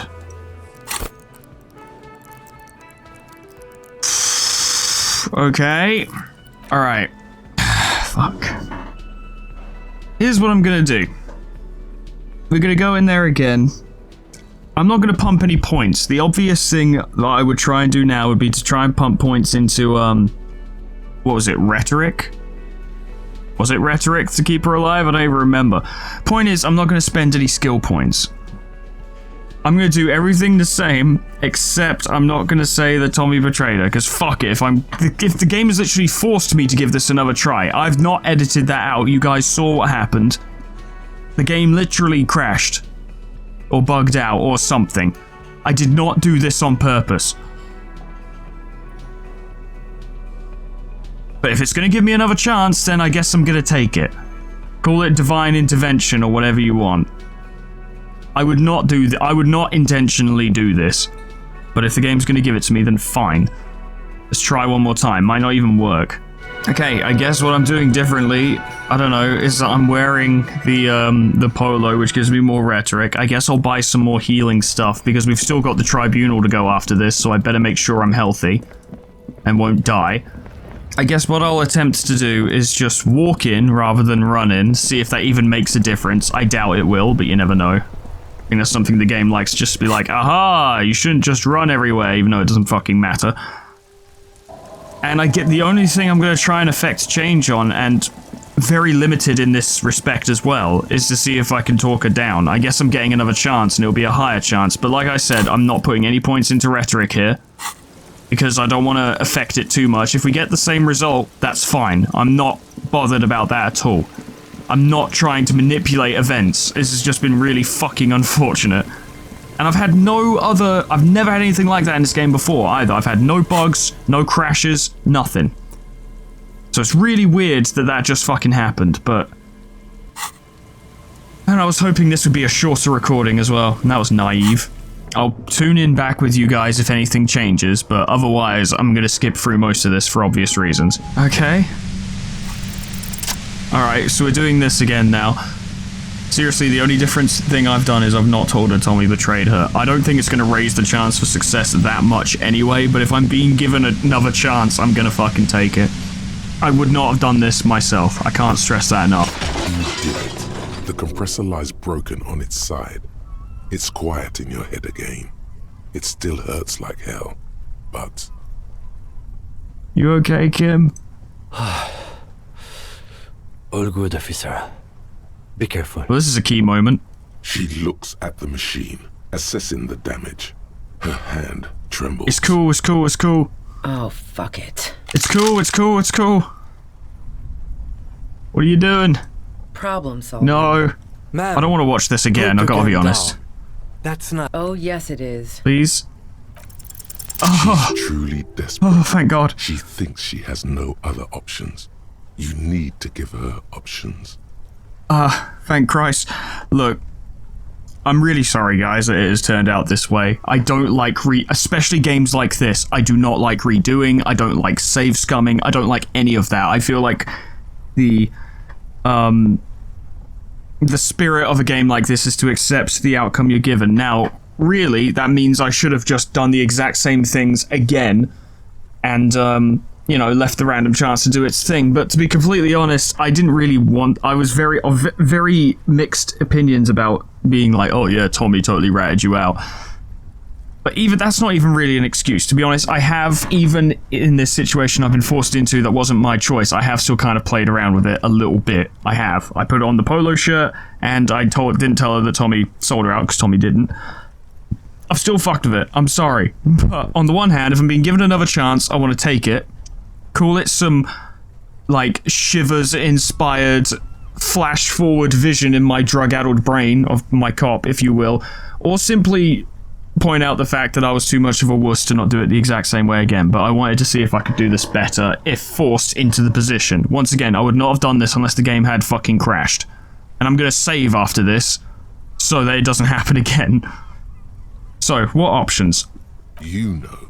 Maybe I can still talk her out of it? This is how you talk her out of it. It's the only scenario in which she lives. Yeah, we have to let her go.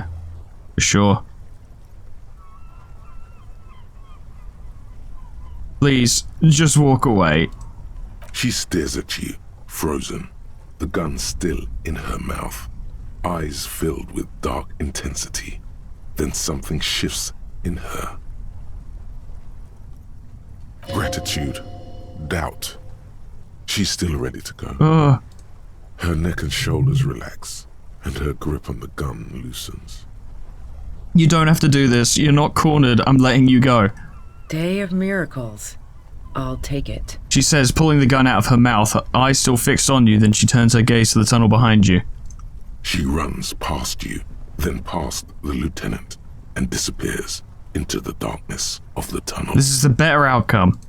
Good call. Thanks. I would have done the same, had I not been incapacitated. I don't think she did it. I think she didn't do it. Her tent. We should check it out. Well, I guess the crash did come with something good. I didn't get a gun, which is going to make the next scene really fucking awkward. But, you know, she's not dead. That's pretty cool. I'm happy about that. You know, I can be happy with that.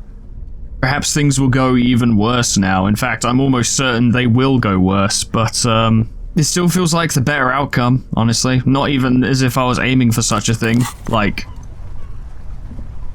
was happy to take the result I was given, but with the situation having turned out the way it did, this seems like the better way to go. Dramamine, yeah, that's helpful, thank you. Cooking utensils, porridge with bananas, yeah, we're familiar. Lots of money. I was about to wonder why I had less money, and then I realized I bought a bunch of healing items before this. Okay, then who killed the merc? Claudia was the one who pointed the finger. No one heard the shot. Maybe she had an accomplice. One thing is for certain. Now we have to go back to the whirling in rags. Okay. Okay, well, good news is, an innocent woman didn't die, which I'm actually extremely happy about, that didn't happen. Bad news is, we don't have her gun, and we're about to go into an armed conflict, I presume. So, yeah, that's gonna be a thing, and I believe this has been set out in just such a perfect way that the tribunal happens just as it's confirmed that you actually don't have a solid person to pin the crime on.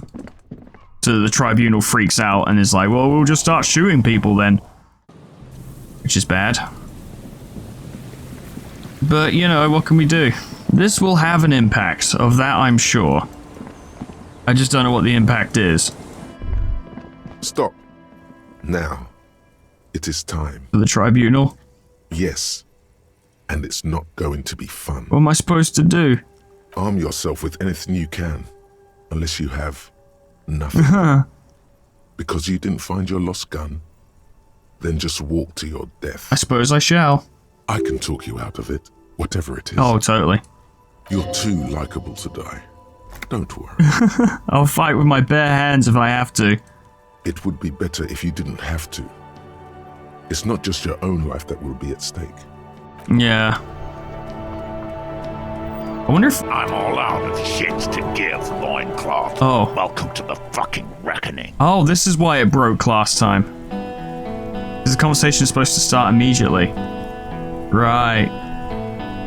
He's scary. They're all scary.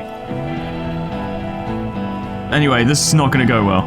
Put your damn gun down. People are gonna get hurt. We need to talk this through. All right? Yeah, he's not gonna go for that. Shut up. You're not gonna talk yourself out of this, loincloth shit fuck. Oh, God. This is the mercenary at the gates. His chest rises and falls under the ceramic breastplate. His fingers reach for the butt of his sidearm. Oh, boy. There's something very wrong with him. Oh, I imagine. He's dangerous. Shh. The lieutenant raises his left hand. This is a misunderstanding. Nothing irreversible has happened yet.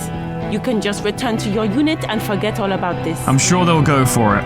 The Kipt is merciful, willing to spare us if we just forget about our murdered and humiliated commander. I think we should just kill everyone, Corty. I don't like that line of thinking, ma'am. You are all drunk. Come to your senses. You won't gun down 7 people in the middle of the street. This isn't a frontier town or a jungle outpost. Not yet. Easy, Lizzie. Let me handle it. I know guys like this. I'm sure we can come to a peaceful agreement. Ain't that right, fellas? I absolutely admire your confidence, Titus. Peaceful. Sounds like the armored figure is weeping. He is so fucking cool and terrifying. I bet he's an absolute scumbag, but he looks fucking sick. Nest in your abdominal cavity like a little wild mouse. The masked man's words are barely intelligible, but you can hear them. I have very good ears. Fuck, there's the third one. How did we miss something like this? He must have been the one who was watching. This third one, he is the most dangerous of them all. Heavily armed. Don't worry, I have my leisure. The lieutenant is genuinely worried for his life. You should consult him before getting in there. We're out of time. This is... the Mercenary Tribunal. What do we do? My plan is not to get killed, but we have to intervene. The big one is the mercenary at the gates. If this turns into a firefight, we should take him out first. He nods. A sound strategy. He's the leader. Okay, good to know. I mean, like, I could walk away and perhaps try and change my equipment or whatever. I'm not going to fire my gun. It's now or never. Stop. This is the police.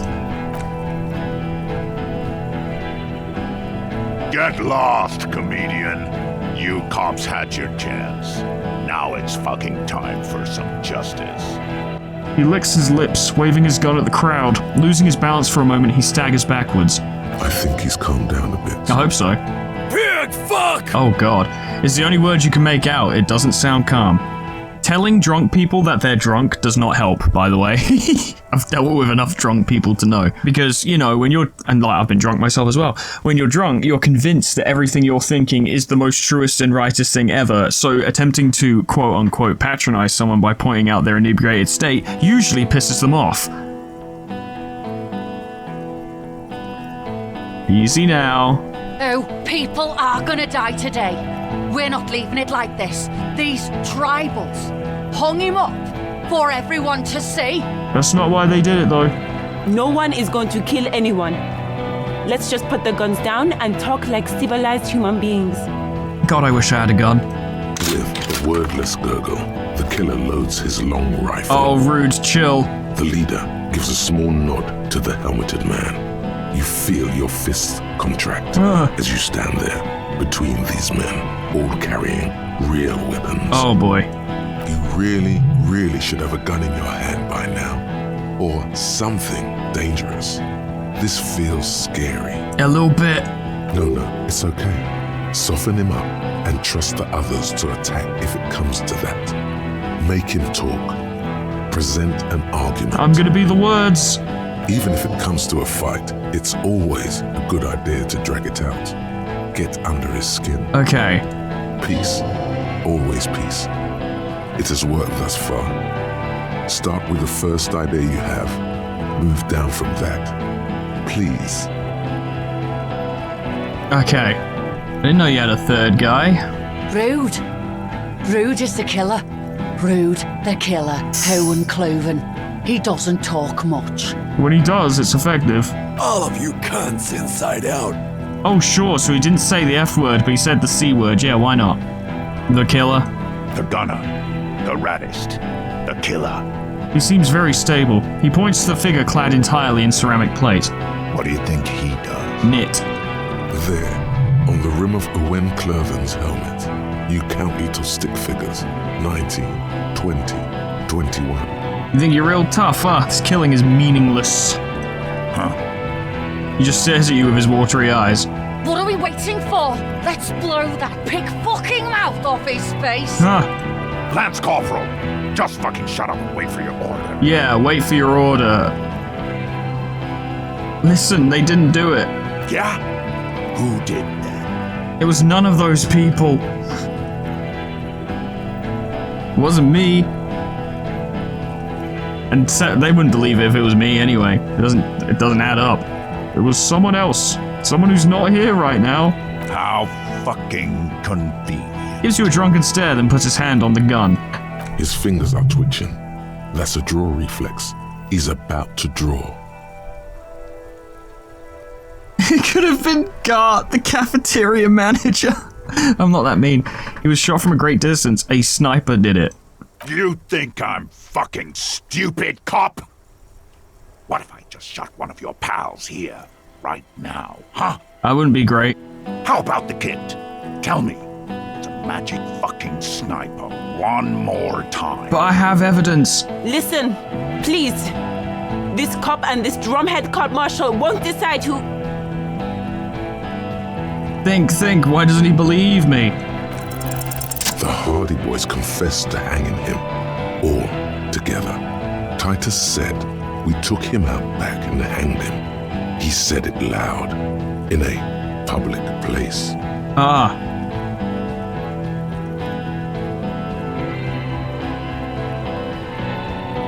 He was shot, he wasn't hanged. You're lying.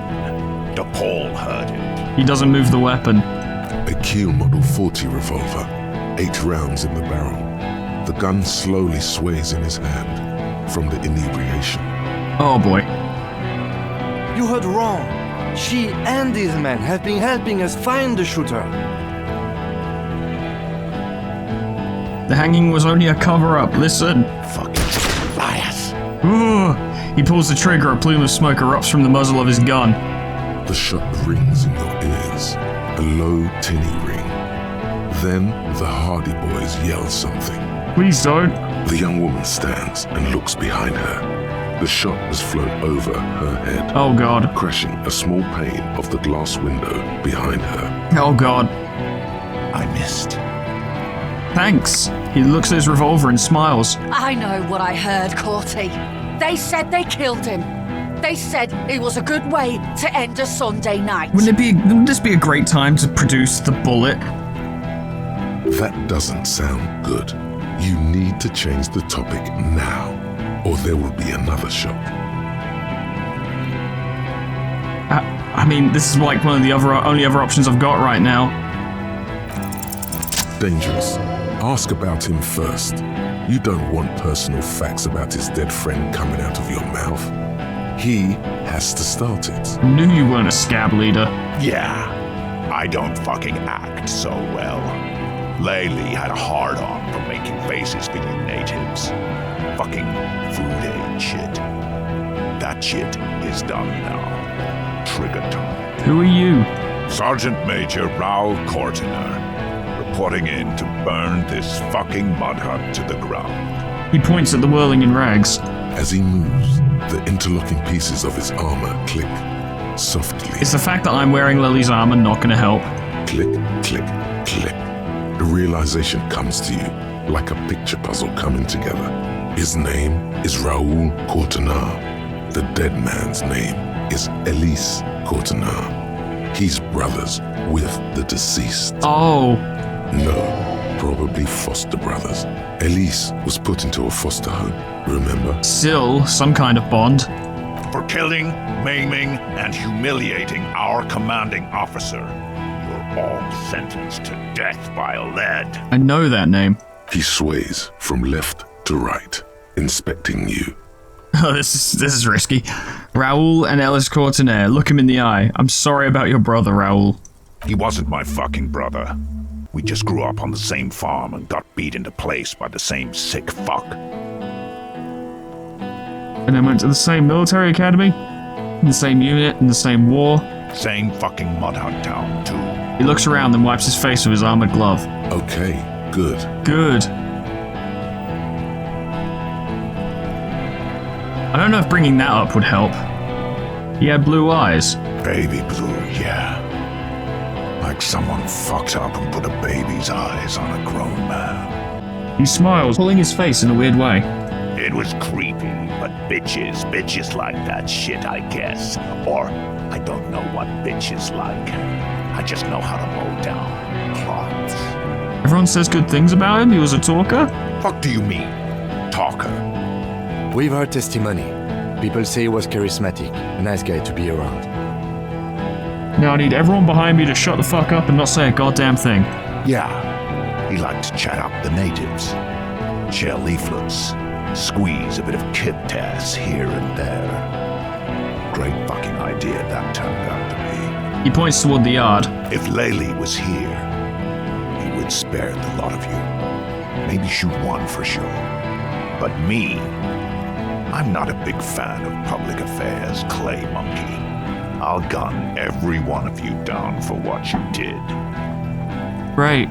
Ready to open fire, Major. At your command. His parents left him in a leaf compactor. I'm gonna try it. Fuck it. This can't get any worse. Who? Laylee? Yes, when he was small, just an infant. We researched him. We contacted the ICP and looked at his birth records. That was in there. And other things. They fucking put Laylee in a leaf compactor, and now these cunts finished the job. Oh god. There's real anguish in his voice. A drunken sadness suddenly engulfs him. Memories. Oh god. It's a mindfuck, Corty. He wasn't put in a leaf compactor. They're making it up to fuck with us. It's very specific. Major, permission to. Denied? Open fire. We can't have that. Interfere now. Your brother did not deserve to go out like that. I promise I will find his killer. Find his killer. Cop. His killer stands right there, shitting his pants and you're standing in the way, protecting me. I don't think I'm going on that date tonight. I know what this tactic is, Silo Sam. You're gonna die for them. Right here. Probably. Big talk, but that leaf compactor won't leave his mind anytime soon. It's a small thing, but it got him off center. There's got to be a way to improve that rhetoric, Chance. You're all drunk, look at yourselves. I know that's not a good idea, but fuck it. Yes. So what? Your judgment is impaired, you'll probably regret it. Nah. I'm clear as day. Fucking government-ordained super soldier. I doubt it. Enough already! What is this? We didn't come here to fucking chat! But that's all I've got. Interrupt me again and I will execute you on the spot, Lance Corporal. The outburst is accompanied by yellowish saliva around his mouth. They don't give a fuck about that. This is the best I've got. I've managed to get it up. More points. That's all I have. Alright, here we go. This is an illegal tribunal. Krenner would never sanction this. Who's the commanding officer? Take your pick. Well, it's him, surely. You only have time for one argument. Choose wisely.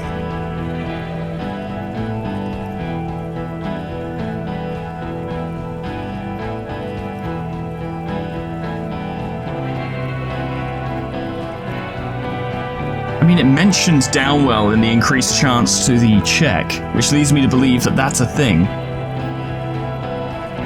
You called Downwell once, what happened? What always happens when you get good at your job? That name meant night raids. Fucking extrajudicial funky time. Burn villages. Shit. It sounds bad on the radio. Okay. The same thing happened when we were called whatever the fuck it was. Probably won't be called Crenell for much longer, either. He looks around. Not after this shit. Well, you don't have to do it.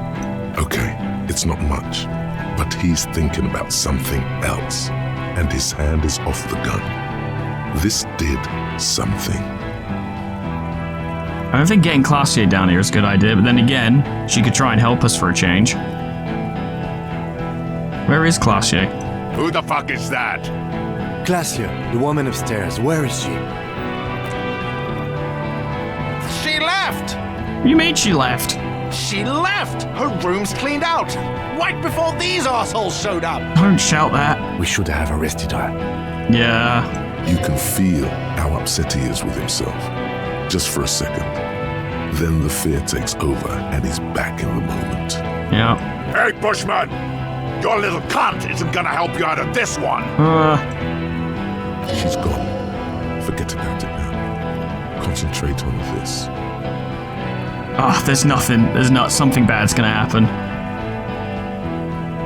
What about the Wild Pines rep? You think I care what that company cunt thinks? They're not gonna forgive you for massacring a bunch of innocent people. The man stares at you with bloodshot eyes, a bull ready to charge. He's not listening, but looking for an opening. Oh, good. Now is not a good time to strike. He's looking right at your hands. Do something else. Get him distracted. She knew you were out of control. She's gone, you stupid fuck! Sailed off 5 minutes ago. She doesn't give a shit about you, Silos. This does not surprise me. Stay cool! Don't do anything stupid! Titus shouts to his men in the background. The company bitch is gone. Laylee's cunt is gone. Laylee's gone. Fuck are we still doing in this shithole? He looks around, tired suddenly, sad even. Guys, I just get in the way. I don't even have a gun. God damn it, Shanky. Hold your ground. Any more of you run, I'll shoot you myself. We're doing this together. God damn it. They're huddled close in a formation. Still, the rest will stay. Even if it means dying here with him. Oh, why did I not find my gun? What's that, loincloth? I can't hear you. Sounds like you got your mouth full of dick. Rude. Shit, this is it. Tell him anything. Tell him you have more information. tell him anything.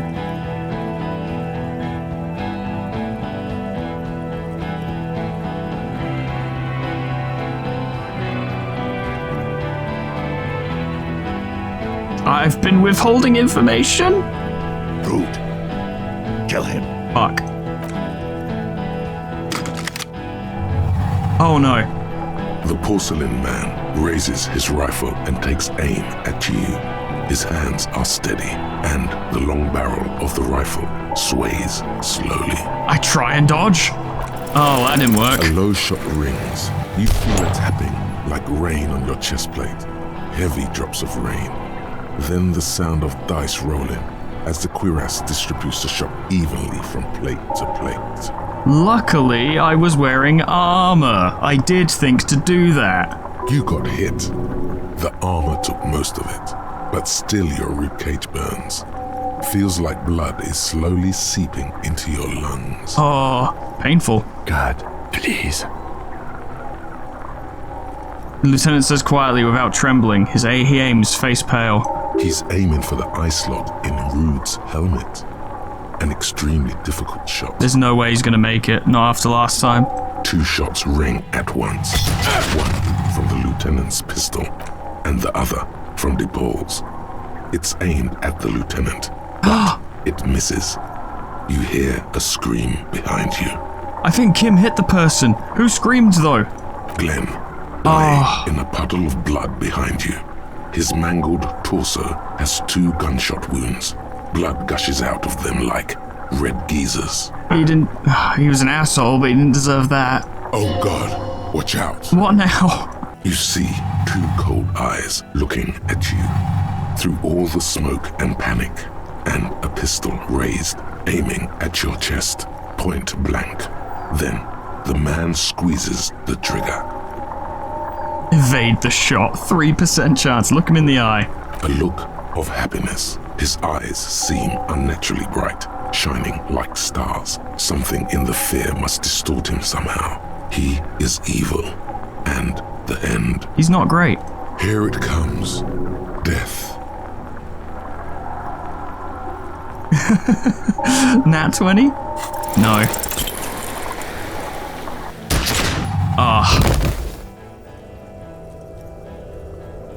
Maybe the armor took a second hit, perhaps. Maybe. You can't. There is no time. Oh. Something inside your pelvis explodes. Your entire lower body is on fire, and your legs can't support you. You fall down like a rag doll. Oh dear. The pain is too immense to scream.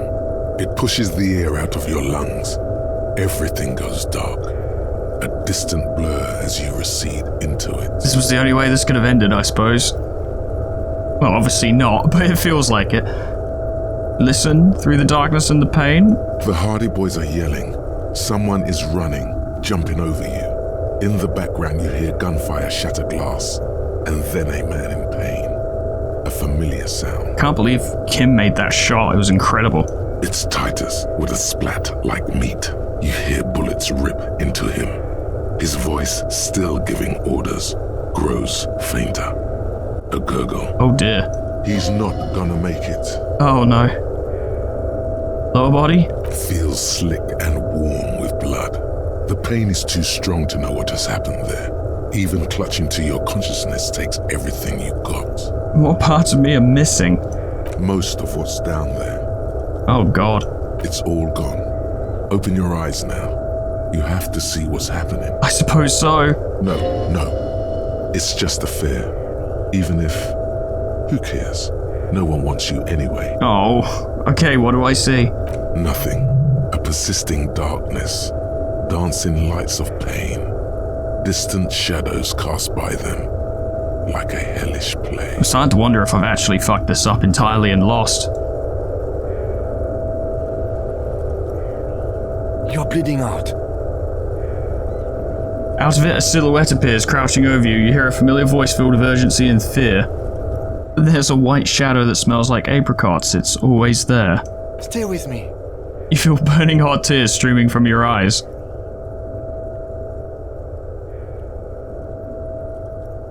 It said I have a vast soul. Do I have a vast soul? Yes, keep talking. You hear me? Stay awake. This is tragic. The lieutenant pushes down on your wound. But you can't. It's so hard. Your eyelids grow heavy, and the sounds ever more distant. And a cold comes over you. The lieutenant, too, is somewhere far away, almost gone, when suddenly you sense something behind him. Oh god. A shadow. Oh no. Towering. Someone stands there, raising his pistol at him. The lieutenant does not see it. He's pushing down on your wound with both hands. Oh god. Scream immediately. He's gonna die. Authority medium. No, Kim. Lieutenant trusts you. Kim truly trusts you. No, you scream. Behind you, from your bloody lips, your eyes are full of fear. Oh god. There is no room for hesitation. The lieutenant turns around and fires, his body falling on yours in the course of the motion. Did Kim just take down at minimum 2 mercenaries? You hear a roar of pain, a death scream. The sound disappears like someone pressed stop on the tape. The hulking figure, too, is gone. And so is Kim. And the whole world. This is the most gripping thing ever. Fall into total darkness. This is death. One more door, baby. One more door. Will I be a ghost now? Brother, you already were a ghost. Up there screaming along with all of them. Scaring each other. Haunting each other. Yeah, I was kind of not there. It's the living who are ghosts. The dead are silent. They don't rattle windows or write letters in blood. The living do. Leave them behind. Rest. Fuck that. Put me back in, coach. The fight? There is no fight. The fight is over. It was lost 1,000 years ago. You have laid here forever. Keep falling deeper. Take the door. The door. He's not taking it. His body is not taking it. Oh God, no. He's not disintegrating. He's swelling up instead. Over the hours, hurting, moaning in his sleep. Good, I'm not done yet. And rotting, and being disinfected, and smelling of drugs, and feeling saliva in his mouth. Drifting in painkillers, thrashing in his wound sleep. He can't go. Not before the case is solved. Straight up. There is a radio in the distance. A radio of the world. Playing sounds. Good morning, Elysium. Soon you will return to the world. Oh boy. Hours turn to days. Soon we will get up again and go through it again. Finally, we know what the infernal engine was outside. The clarion call. Ah. It was him. He is the infernal engine. He never stops. He only gets worse. I don't know about that. I feel like I've been improving significantly. What the fuck? I'm guessing I didn't lose parts of my lower body. I don't know, we'll see. I'm not dead. You see the lieutenant's familiar shape in the orange jacket. It turns double, then triple, from the pain. Kim? Sunrise, Arabellon. He's in the middle of a freshly cleaned room with the fan above his head like a halo. His face is covered in bruises. The piss jacket, Kim. You took it off? Yes. The joke wasn't funny anymore. I took it off. Oh. The close proximity of death must have made the lieutenant contemplate his life choices. He's done with the jacket. Oh. You never wore it in the first place. Ow. It's not ouch time yet. You just got the Dramamine pill an hour ago. Wait until it wears out. Oh god. The room is clean. Mr. Gart cleaned it. It took him an entire day. What a hero. How long have I been out? 2 days, in and out. You've been up enough to take Dramamine and curse. And drink water. Water is good. Sunrise? Sunrise parabellum. Sunrise, prepare for war. It's an old revolutionary saying. Is it water day? The gates of the harbor are boarded up. The streets are a little more empty. Apocalyptic violence is yet to erupt, I am relieved to say. Thank God for that. He looks out the window. I think we may have held it off, for now. Barely. He unzips his bother jacket. Good. Yes, we have also completely failed. But that's okay. Oh, what happened? What happened? We tried to take the diplomatic route and hoped they wouldn't attack first. They did. The Major gave the command. What happened then? As retaliation, the rifleman tried shooting you. He hit the cuirass. I heard it go off. I was looking for a clear line of sight to him. Kim may have actually killed 2 of them, maybe 3 of them. Because we don't know what happens to the second in command. He sounds a tiny bit sorry. He did not find it before you got hit. I don't care. I was wearing armor and you landed the shot. I shot and wounded him, while Glenn took a bullet in the spine. It was meant for me. He did not survive. Down. There's a pause. Downer.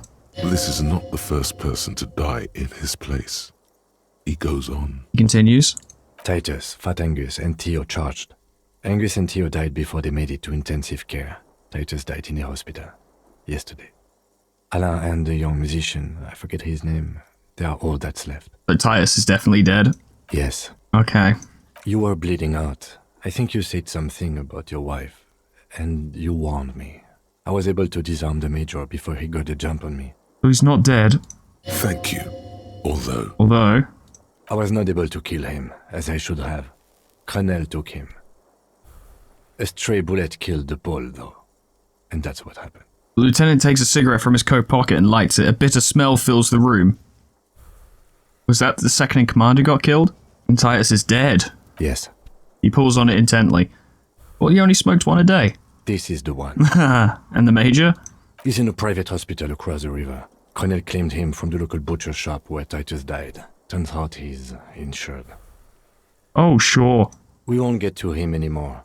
The good news is he's not coming here either. I did some damage. Good. So how many casualties on the Union side? 4. Glenn, Theo, Angus. The fat one. He took a lot of bullets. Huh. And Titus. And that's... all. An absolute disaster. Yes, officer. 7 people are dead. It's not a success. It says 6 here. But what's done is done.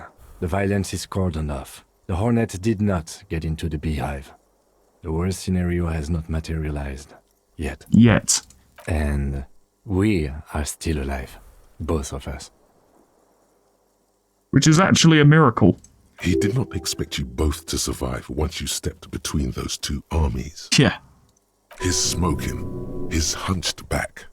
You have it worse, but he took a real beating.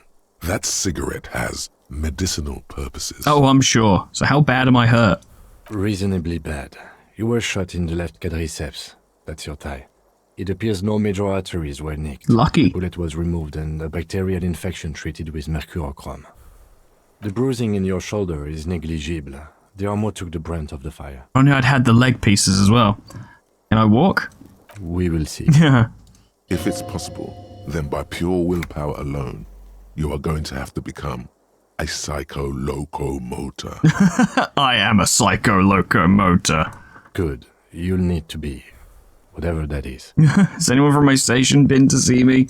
No. A man and a woman sit in the front seat of an armored motor carriage. The woman is driving. The man lights a cigarette. Jean Vicmer is his name. The asphalt vanishes under the wheels of the machine. Ahead, harbor cranes rise to the sky. Back to that shithole, he says. Well, good. I don't need them. I called your station after the fight. The injury was logged in. They told me they've sent officers to join you on the site. Odd. You haven't seen any, have you? I'm sure they're worried about you. Yeah, sure. Not my station, then who treated me? I did. Oh, thank you. No need. Are you hurt? Not very. I have a concussion from the Major beating me with the butt of his gun. I tried to not move too much. Yeah. Things would be worse if you didn't warn me. Thank you. I did not see him coming. Stupid of me. It was a bit of a situation. Okay. Time to stand up. This will go well.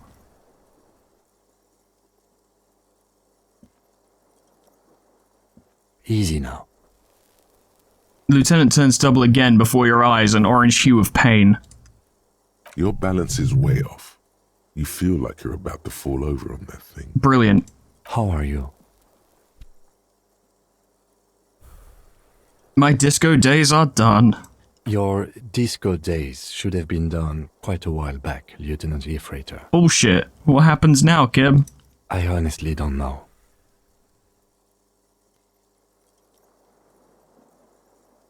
I was gonna say, I don't really know either. But I don't know either. We can't talk to Everhart. The harbor is in lockdown. Everyone in there is outside our grasp now. And Joyce has left too. Joyce is gone? Yes, she left yesterday morning. To meet the board of Wild Pines, or that is what I've heard. There's a pin somewhere in the machine that keeps Connell from sending in a death squad. Good, I guess. He looks out the window. Maybe it's her. Maybe she kept her hand. Either way, Ruby's gone, and Classio too. We really should have arrested her, you know? Yeah. And who did it? Who killed the hangman? I don't know. I think the theory you presented, it's someone else outside our circle of suspects, was right. It better be. Everyone within the circle is either dead or gone. Damn. Honestly, I think our investigation has not produced a single credible suspect. This is because I'm a peon, isn't it? Don't be narcissistic. Half the cops in Revachol West are his peonies. Even if you are, it is not a decisive factor in this case. I hope not. That does make some sense. The fucking Maybells, Kim. The flowers. What? Yank it out and show the dried flower while it falls to pieces. This one, remember? Every piece of garbage in the city is not connected to the case. You don't have to keep everything. Yes, I do. He's wrong. No, every piece of garbage is connected to the case. Okay. He concedes, clearly not meaning it. What about the hole in the wall? I don't know. That's been there for years. Goddamn footprints. Yes. God curse the footprints. Not solving the case for us. Au diable. There's still a 28% possibility the shot came from a distance. We should go upstairs, rethink the ballistics in situ. I agree with this. What else? See? There's that. You can do ballistics. I can do ballistics. An antique bullet from a Belma grave, 456mm. How hard can it be to find one? How hard can it be? It's extremely easy. There are thousands lying around. We found one. All completely unusable. It's precisely how easy it is to find one that makes the bullet useless. You should have shown them the bullet, though. There are all these old bunkers and weapon caches, Revolutionary era. We could find thousands more if we wanted. All of Revachol is full of them. Oh. But they seemed so mysterious. I can't believe they're fucking useless. No need to be melodramatic. Well, they are. What do I think about solving crimes? He arches his brow. The ceiling fan patiently spins overhead. Solving crimes is hard. It really is very hard. Yeah. That concussion must be making him dizzy. You're not ready to give up, are you? No. Are you ready to limp? Oh, I'm ready. Good. Where do you want to limp to? I don't know. The lieutenant did mention doing more ballistics. Ballistics. We're gonna limp to ballistics. Also, it's just close enough to endure the walk. They should check upstairs. Why not? Extinguishes the cigarette on the sole of his boot. Another look at the window, perhaps? The one he was shot through. I don't know. I can't think of anything better. Man, this room is nice now. Well, the armor worked.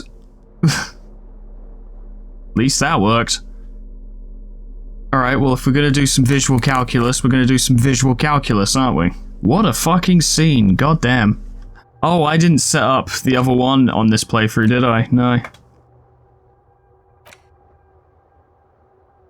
Fuck it. Let's do it.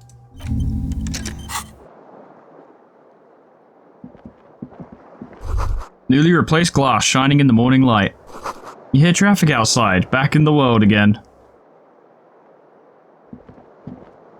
The fan stands still. I bet it does. This isn't my room anymore, is it? The bed's a little nicer now. You could get a good night's sleep here. No time to rest yet. This also isn't my room anymore. Gleaming white enamel, no bottles inside. Look, the door is open. You can walk right into Kim's room. That's what that is? That's strange. The bathroom mirror has been wiped completely clean. You see the reflection of your face in the mirror, such as it is. A regular, clean-shaven police officer. Let's see if we can fix their thing for him. Yeah, we got 2 points. We'll put a point into interfacing. We need it for stuff anyway. The bathroom mirror has been wiped completely. Oh, I need the right tool. I thought my Cavalsand would do everything, but no.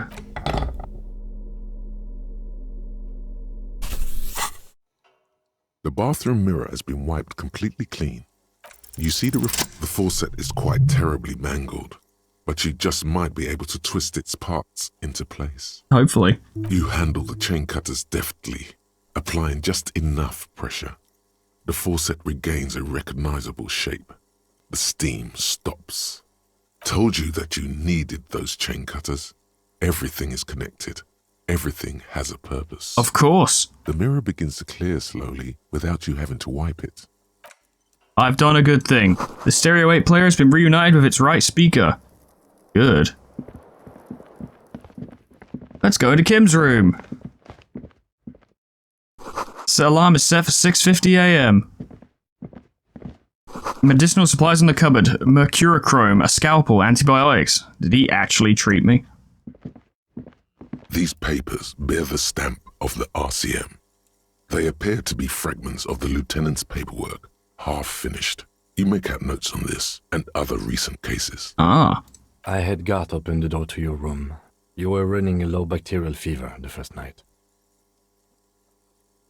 Thank you for keeping this thing alive a little longer. It would have been easy were it not for my concussion. We both got lucky, considering the odds we faced. Let's go? Let's go. Okay, well let's have a look at this scene. Ouch, that leg hurts. Maybe if you don't run, it'll be okay. Okay, yeah, let's do that then. Let's not run, shall we?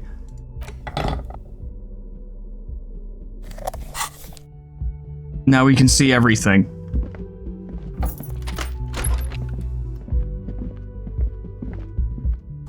Looks like she left something on the table. Next to the stack of bills, you see a note. A few lines jotted down in large, uneven handwriting, just as the writer was about to rush out the door. And she decided to completely bail. I'm sorry, I fucked everyone over. P.S. I didn't kill him. P.P.S. Gift upstairs. Gift. A gift. Lieutenant turns to the staircase suspiciously, looking for any signs of another presence in the shadows above. What could it be? I am not drawing my gun. Yet. But I don't like gifts. Understandable. He says he's not, but his hand moves instinctively toward his holster as he studies the note. Yeah. Relax. Not everyone is out to trap you. I don't know about that. Seems she left in a hurry. It's hardly surprising. Yeah. You look at her rough, jagged handwriting on the note. She was in a rush, but not panicked. Deliberate. Focused. Well, okay then. Did she leave any drugs? The medicine cabinet is empty. Not even a toothbrush. Unsurprising. She's really cleaned this out. Mm-hmm. She certainly had her priorities straight when she was packing. Okay.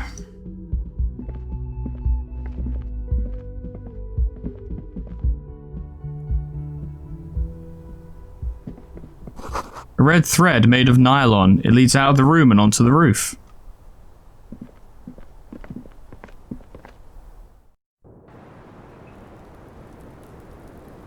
The thread is tied to the antenna.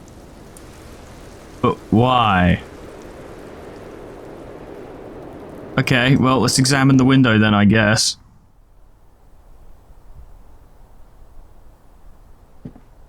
you see the same two neon-lit shapes, a man and a woman, only now a red thread bisects the room, pointing from the antenna outside to the cupboard on the wall. Right. This is ballistics. She's left a trajectory for us. Ah, the lieutenant tests the thread of his finger. Drawn taut, it rebounds instantly. A ray of backward motion explodes from his mouth to the roof outside, A prime, to then widen into a radius of locations in Martinez, B prime, B double prime, and B triple prime. So where does the thread lead? It suggests the bullet came from the extreme upper quadrant of possible angles, from a point beyond the roof, B triple prime. Oh god. The island in the bay. Huh. Did you try to tell us the shot came from the islet? Unless she thinks the perpetrator was standing on the ring antenna. That is where the thread seems to point. He nods. There are ruins on that islet, a sunken sea fort. I saw it through the coin-operated viewer. I remember. How did she know to do this? She was there that night. She would have known precisely where the bullet hole was in the glass. Yeah. She had a long time to think about it after, standing on that roof, staring at the glass. Makes sense. It also looks like there may be more to her skill set than we know. The question is, should we trust her? Seems to be her way of saying she's sorry. I find that hard to believe. But at this point, what difference does it make? This is also a location we have yet to rule out. So it is. For a second he seems tired. Maybe we need to go there? The wind blows in from the open window. The lieutenant sighs, looking into the cold distance across the water. The lead is flimsy. You might as well go around Martinez, looking under every rock and talking to every person. But what else is there? There's nothing. There, across the grey water, amidst crumbling concrete, a birch tree, and the half-sunken ruins of a flak tower. What else is there? Not a lot, no. I remember an anti-aircraft gun, or the ruins of one on the island from the viewer. Could be the makings of a sniper's nest. He nods. Why not? Military fortifications are made for that kind of thing. Tim, let's go to the fucking island. Okay, let's go to the fucking island. He takes a second to gather himself, then says, How do we get there? Joyce Messier had a sloop, but she's gone. Lillian the net picker has a boat. Ah, yes, of course. The village. Let's go. Yes. But next time, ladies and gentlemen, as much as I want to keep going right now, I was planning on making this a 2-hour recording, and it's now 3 hours. Again! But, you know, the tribunal was a whole thing. Couldn't really just not finish that scene. What with everything that happened. I'm curious if and how that could go in other directions. I don't want to know, you know, because it's kind of the beauty of the mystery of the game. I'm guessing if I had a gun, things would have gone quite differently, perhaps. If I'd had a full set of combat armor, that probably would have gone quite differently. Maybe if I'd had more evidence, I could have presented it in such a way. I don't know if, or I don't think it can actually be resolved peacefully. I don't think it can happen, but I don't know. What I do know is that this whole thing was awesome. A very intense episode. Ladies and gentlemen, thank you so much for watching. I'm going to do a fucking save. There we go. Thank you so much for watching. Special thanks to Tom King, Majoko Myman, Adash Sanjeev, Al Kier, Honeydew Corporation, Sweet Baby Red, MB Alias, Lord Scullington, Jessica C, Plutonium Pie, Dreamer Ghost, Leper Lullaby, K-Bub, Magical, The Frostbite, Monsoon, Sir World, Warmaster Oku, SCP-106A, Namad, and Kenny100 for supporting me on Patreon. Thank you so much, guys, and thank you all so much for watching. Ah, God. I keep thinking, like, oh yeah, I'll keep doing these, and then, like, there'll be an episode where I'm not too crazy about jumping into the next one straight away, and I'll be able to do something else, but once again, I am now exceptionally curious and invested to jump straight back in and see what's happening. I'm still annoyed that the game crashed and we didn't get our original, like, sequence of events, as it were, but it is what it is. It is what it is. That's the only problem with scripted scenes, as it were in games like this. They don't, like, you know, it only takes one thing to go wrong and the whole thing falls apart. It's annoying, but it is how it went, and the events that took place are now the events that took place. I'm also sad I didn't get that gun, because it was a really cool gun, but it's worth it to have Ruby survive, because she didn't actually kill Lily, so, yeah, no. It's definitely the preferred outcome, and I'm not dead, so that's pretty cool. Most of the Union members are dead, most of the Hardy Boys are gone, so that's a downer, but it is what happens, they knew the risks. But next time, I don't know, go talk to Lillian, maybe try and get that date or something. I don't know, we'll see. But whatever happens, hope I see you there. Doodles, goodbye.